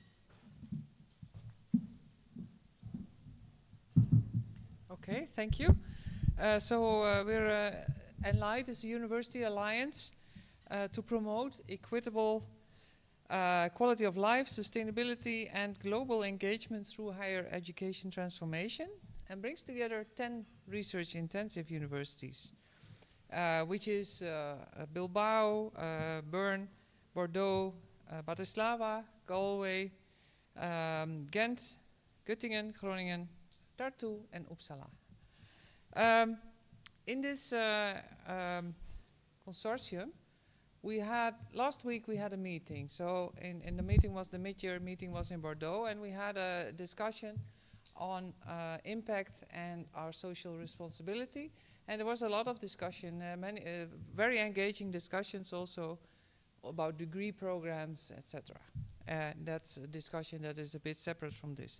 But what Enlight does, and that is something I would like to bring forward, is organize on a yearly basis an impact conference. And we had the impact conference in Groningen in the just a few months ago, and it was a very successful conference, that everybody was very much engaged. So all of the partners were there with many people. And in addition, in total, we had 54 different knowledge institutions who came to the conference because they want to learn about the impact and bringing more impact to society and feeling our social responsibility. And one thing that is discussed there is, of course, we have the triple helix, which is knowledge institution, governments, and our environmental institutions, including industry. But there was a fourth element, which was the transnational collaboration, which was considered to be is considered to be a very important part. And for that, we need also the transnational part, of course, the mobility, and learn from each other and learn from each other's regions. And so that's where a lot of discussion took place. Of course, some of the challenges are also insufficient impact awareness. And so some of the workshops, we had a few, in between brackets, doctors, who actually entered and said, how can we repair your institution to help you be more impactful and be more works on social responsible themes, also with your environment. And some of the themes that we are working on is on climate change, sustainability, healthy aging, digital developments and AI, and social resilience. These are the main themes that are working through Enlight, and we're working very hard to increase also the mobility of our students and the mobility of our researchers. And for that's how you bring in, for example, this transnational component, and also, of course, just across borders, you can work on similar projects and joint projects together on some of these societal challenges. And some of these projects have been worked out further, but let's say on the yearly impact conference, we focus on what institutions themselves can do. And we also had an award, we have the Impact Award. And in the last year, the Impact Award was won by a STEM initiative.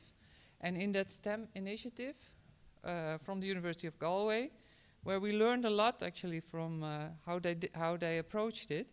So they are not only having STEM people themselves increasing the awareness, widening the participation in STEM with science outreach.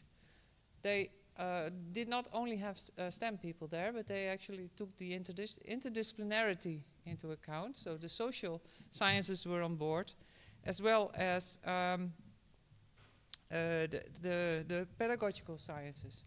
And together, they were very successful, because they have reached more than 2,500 scholars in order to, and they got them engaged, and more than half of them really got engaged into STEM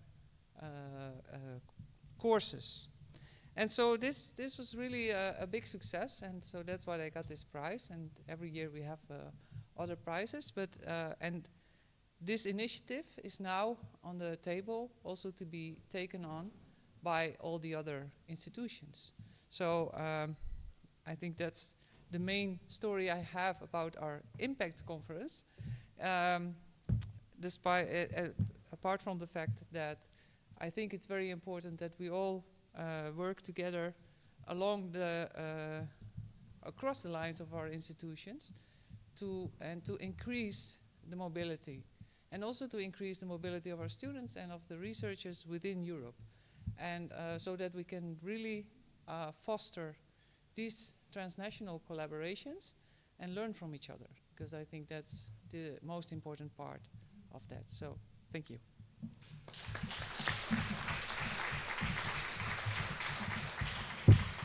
Thank you very much. Now it's time for Christina Biel from University of Cologne and the representative of Uniwell.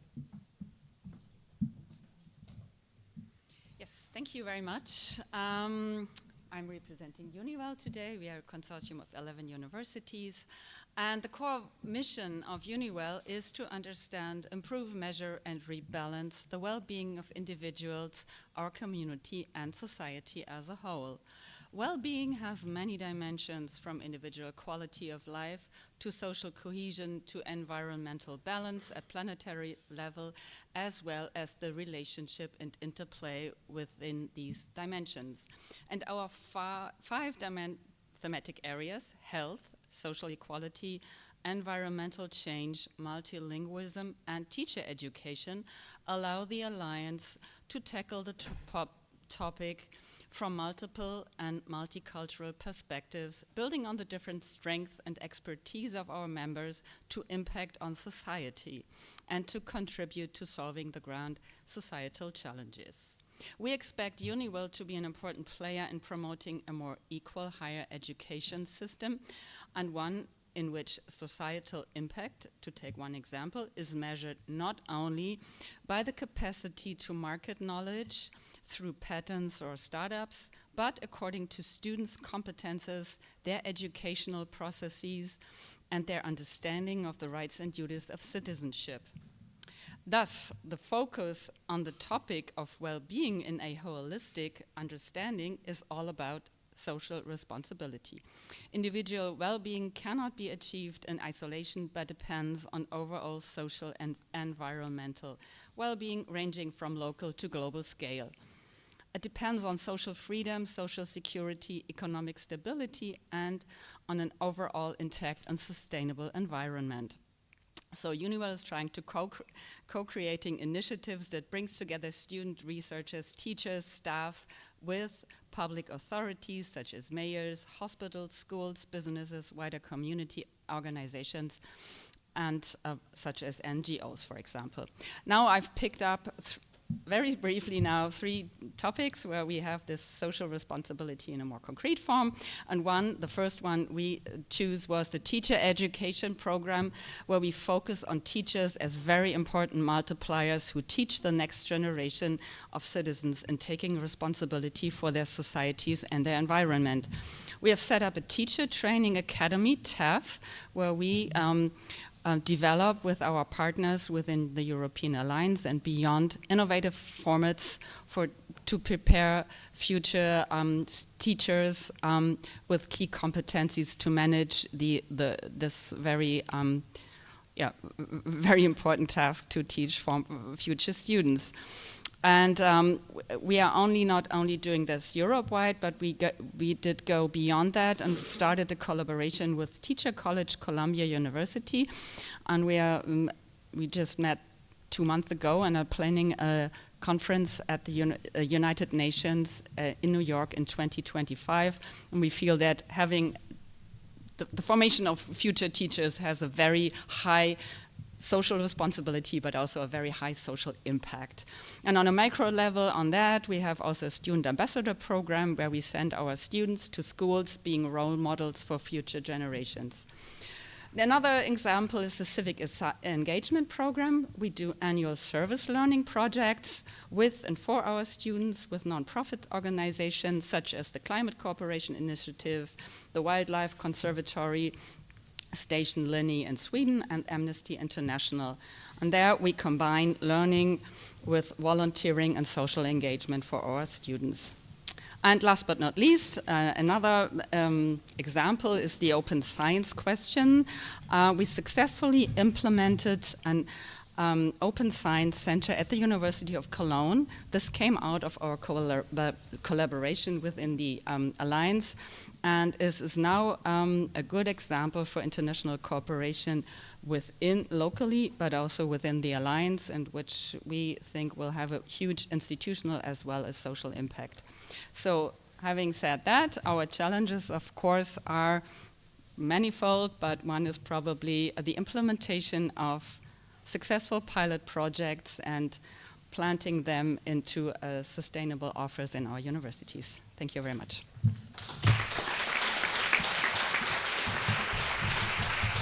Thank you. And last but not least, Soledad Garcia Ferrari from the University of Edinburgh in representation of Europa.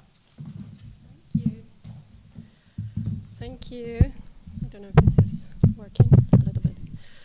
So thank you. I'm the representative of the University of Edinburgh at the Una Europa Board of Directors.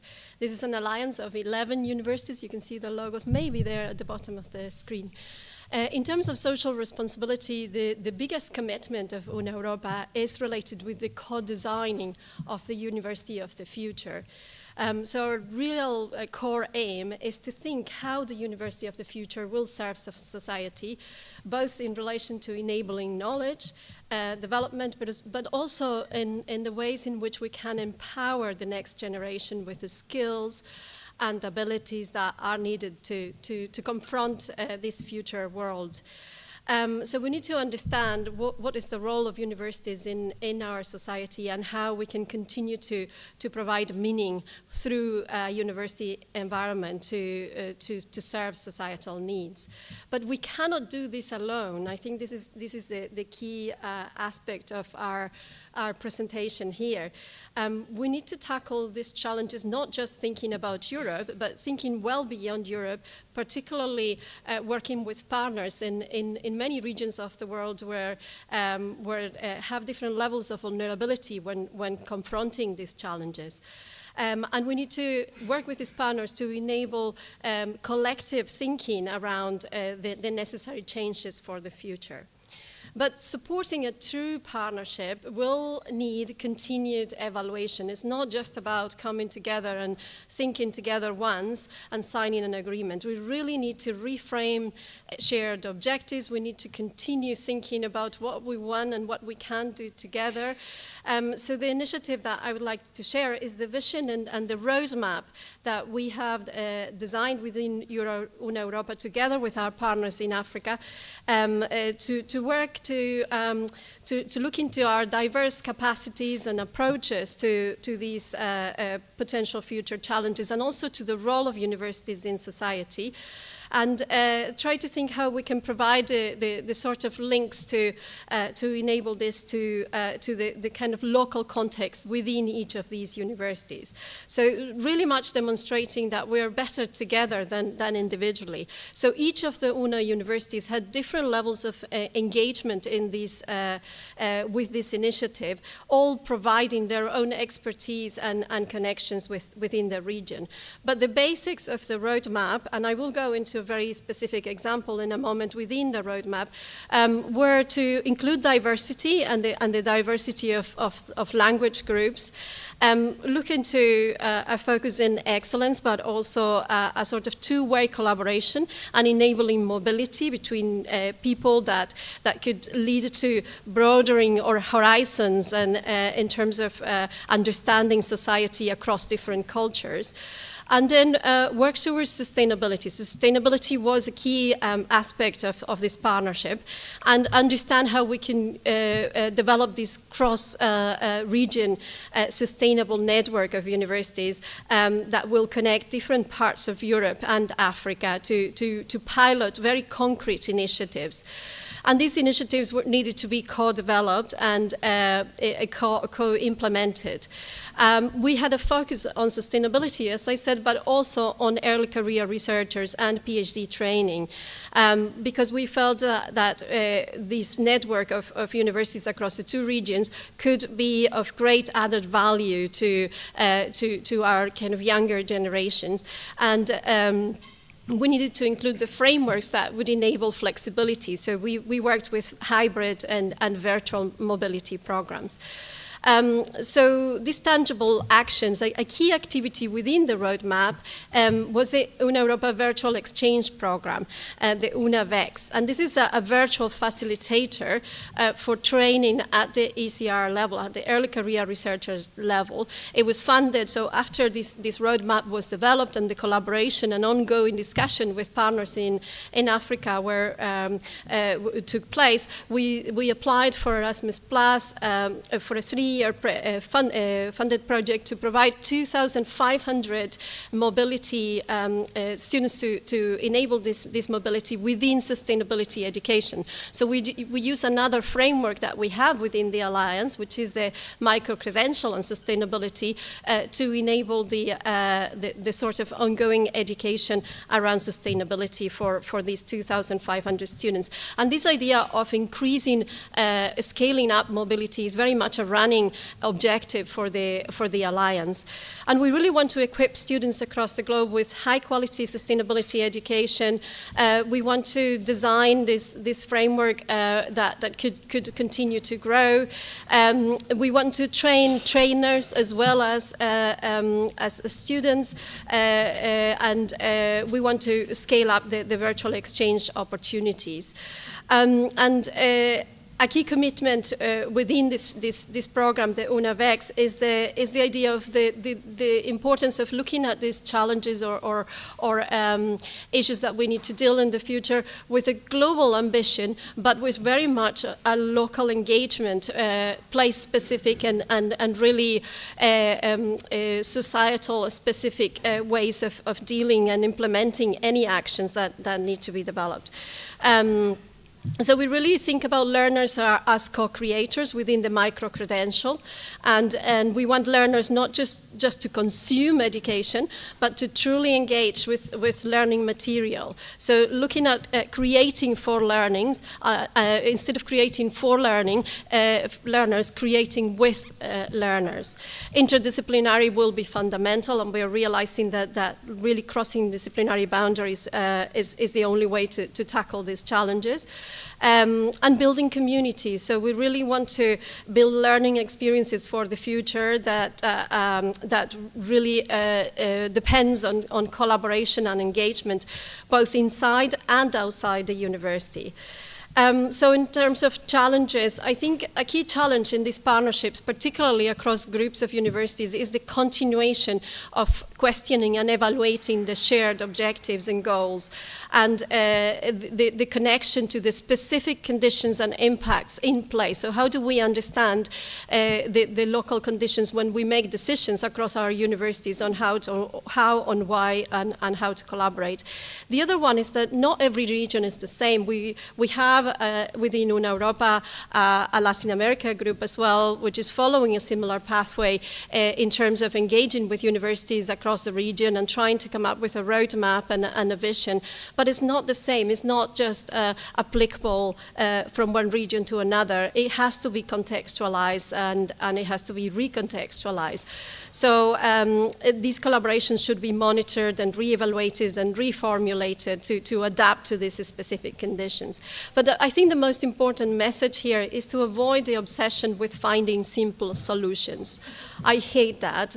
We need to embrace complexity. We need complex solutions for all these challenges which we are dealing with, and we need to train our students to embrace complexity and to seek for diversity in the kind of knowledge plurality. So not just knowledge that emerges from our universities, but also knowledges that emerge from these local contexts.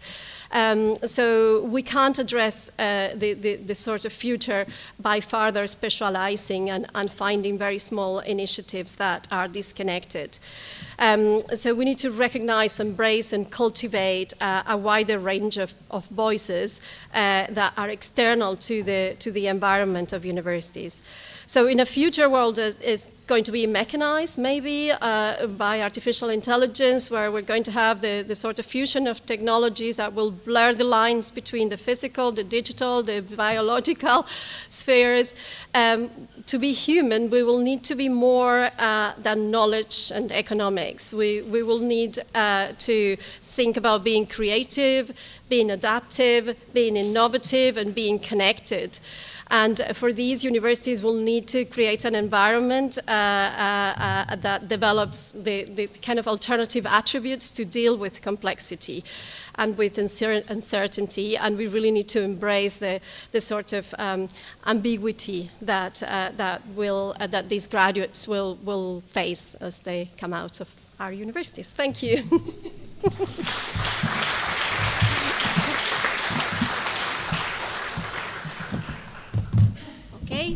you very much, Sol, as well.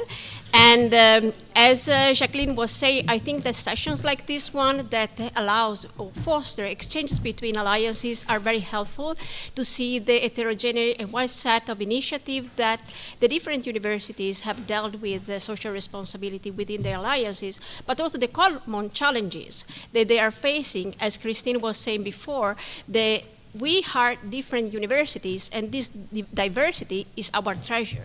But also this brings a different national regulation, different administrative procedure, and I think, and I'm a stronger believer, that the alliances are very fantastic testbed to overcome these challenges and enhance a truly cross-border collaboration among European universities.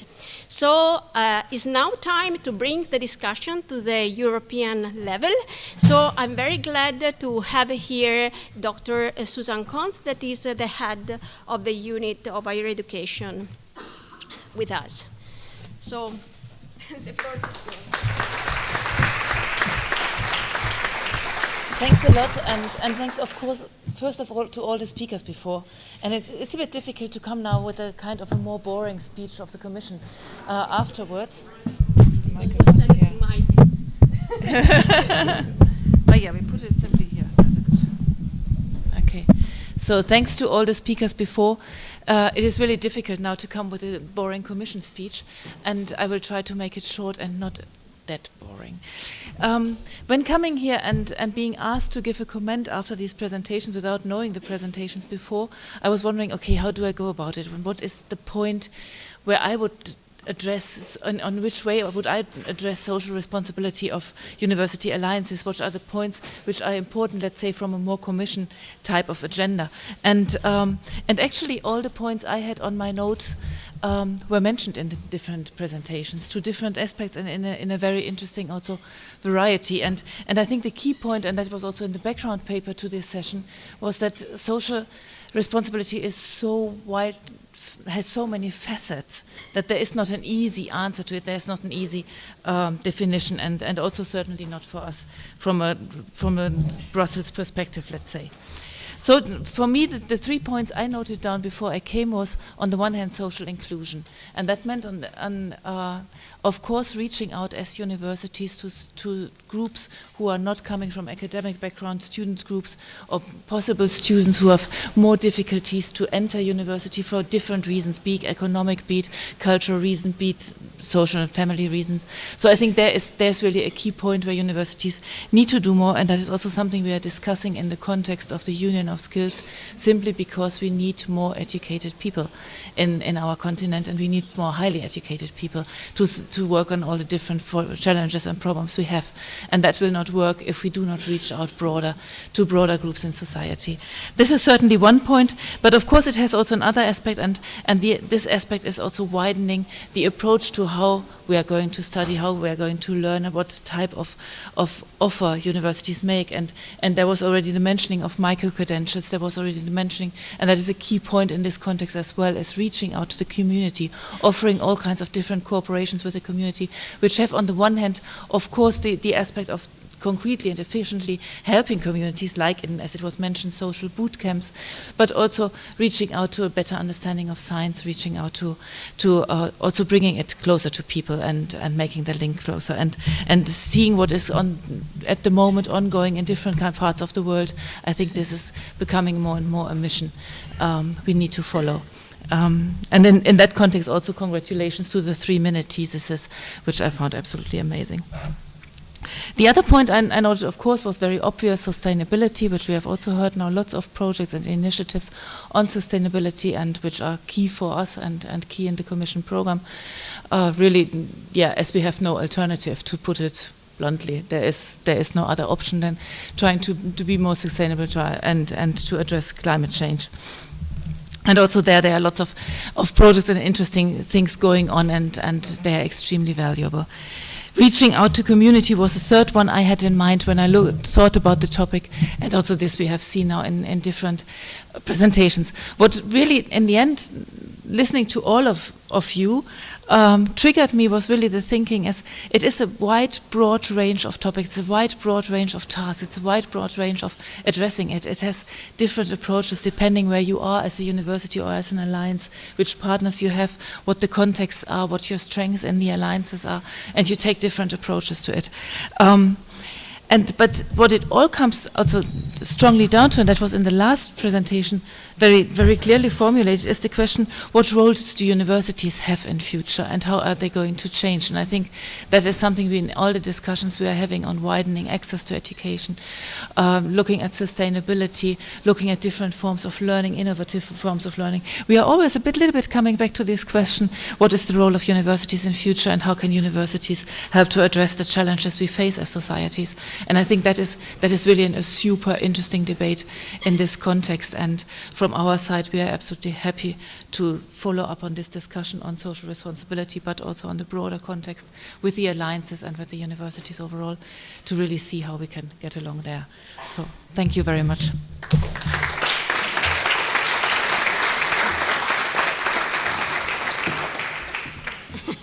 Okay, stop. Okay, back to Corretate.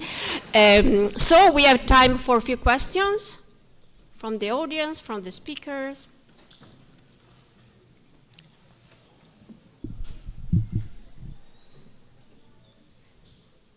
There?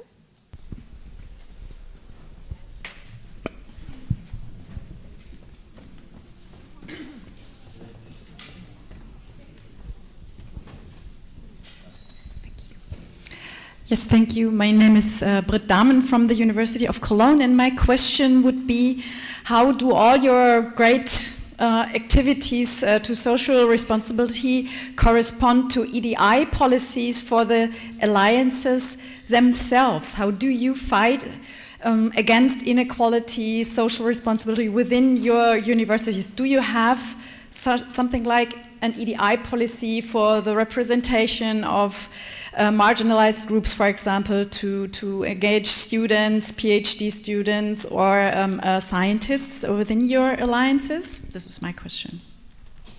Thank you very much. Reaction from the floor, from the speakers? You can come here if you want. Okay. Okay. You were going to... Marichal? Okay. In our case, we have a joint diversity, equity, and inclusion office composed by people that is working in each university in this matter. And we are especially careful in the educational programs to encourage and help to ensure diversity in the classroom. So we have an inclusivity plan. Now we are going to extend this to research too. So this is how are we working. And they are there for advice, for any issue that they can do. We change the plans that where we assign the students if there is any matter that affects them. So I think we won the Zero Project Prize, so one of the awards, so we are proud of it. So I think, but I'm not speaking for, I cannot speak for all, but I'm pretty sure that almost all alliances have attention for this. And so there's working groups, at least in our alliance, and I think most of them have that attention. And if I cannot speak about all the individual universities, most of them have programs, and I know for us we have this, we have an officer, and there's a network, a European network of these type of officers. To bring another dimension to your question, in the case of EC2U, we have a decision-making body which is called the Executive Committee, where each university has 3 representatives, an academics, a staff, a staff, yes, and a student. And they have the equal vote, which means that the voice of the student is equivalent to each other profiles. Yeah, maybe, I guess, because all the alliances have the students in there, so at least in Enlight we have a very, very active student body as well. Yeah, with regard to the student body, we have also... Oh, there's another one. There's another one. Yeah, with regard to student bodies, we have a very active student body who's really doing an active role in addressing all these issues and also being part of the meetings with executive committees. And so I would definitely say this is really a topic in our alliance. I think we have the same, obviously, but I think it's important to try to see how much more exposure there is within these student communities and staff communities and academic communities to other ways of thinking and other ways of confronting questions and reflecting over the kind of themes that we are dealing with. And I think there is where we can be a bit better. And we can be more precise about making those connections. So we have excellent partnerships within these alliances that can be more open and enable more exposure to these diverse realities and knowledges. Okay. Any other speaker is okay? We have time for very tiny question. No one? Okay, so thank you very much for being here. Thank you.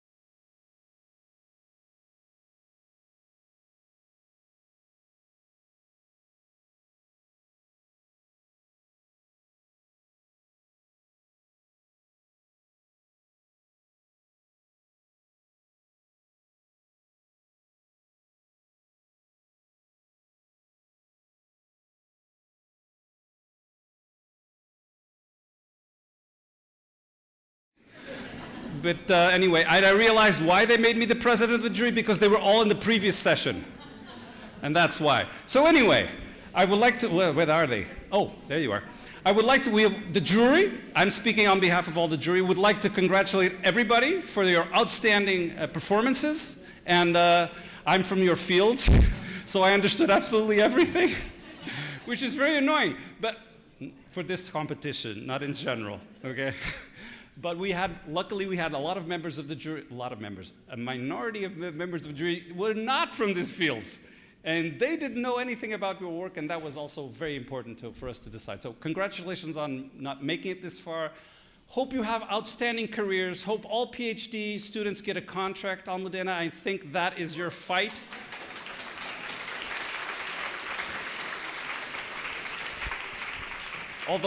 Although I know what the challenges are, believe me, okay? As vice rector, which is in charge of, not in charge, you're in charge of your own lives, come on. That's what it's supposed to be. So anyway, we'll announce now, we decided on doing something, but now circumstances make me change a little bit. We'll decide the winner first, and then we'll decide. We already decided. We will give these nice little things to the three people.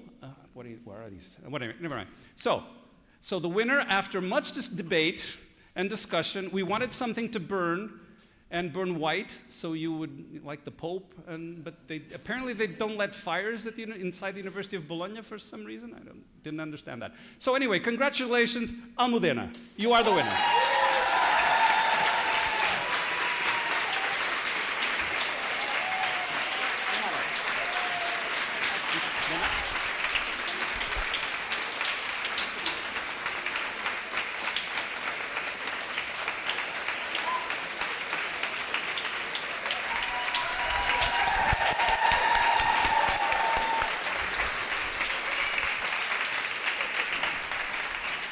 I was going to do this the other way around, but I was told 10 seconds ago that she actually has a flight. So, Bianca, congratulations. You are not the winner. However, you are an outstanding scientist. Congratulations.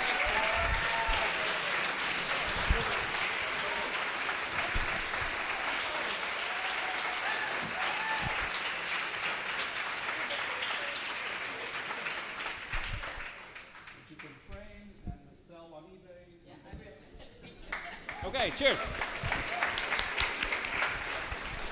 And Uffe, I really, really enjoyed your talk because I want to know what's happening. When's your paper published? Is it published? Soon. Okay. Wrong question to ask. The other wrong question to ask is, how's the writing coming on the final? Okay, that's the wrong question to ask. Sorry. Okay, cool. Congratulations. Thank you.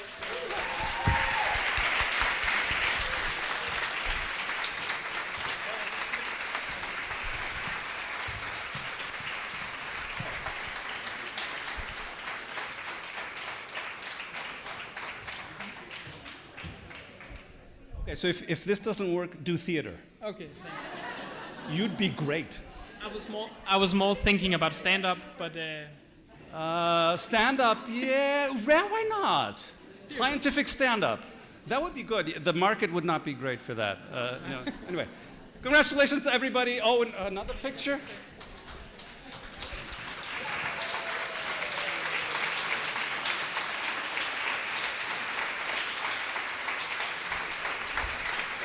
Are we done now? Can I go? Okay, you can go. Bye-bye.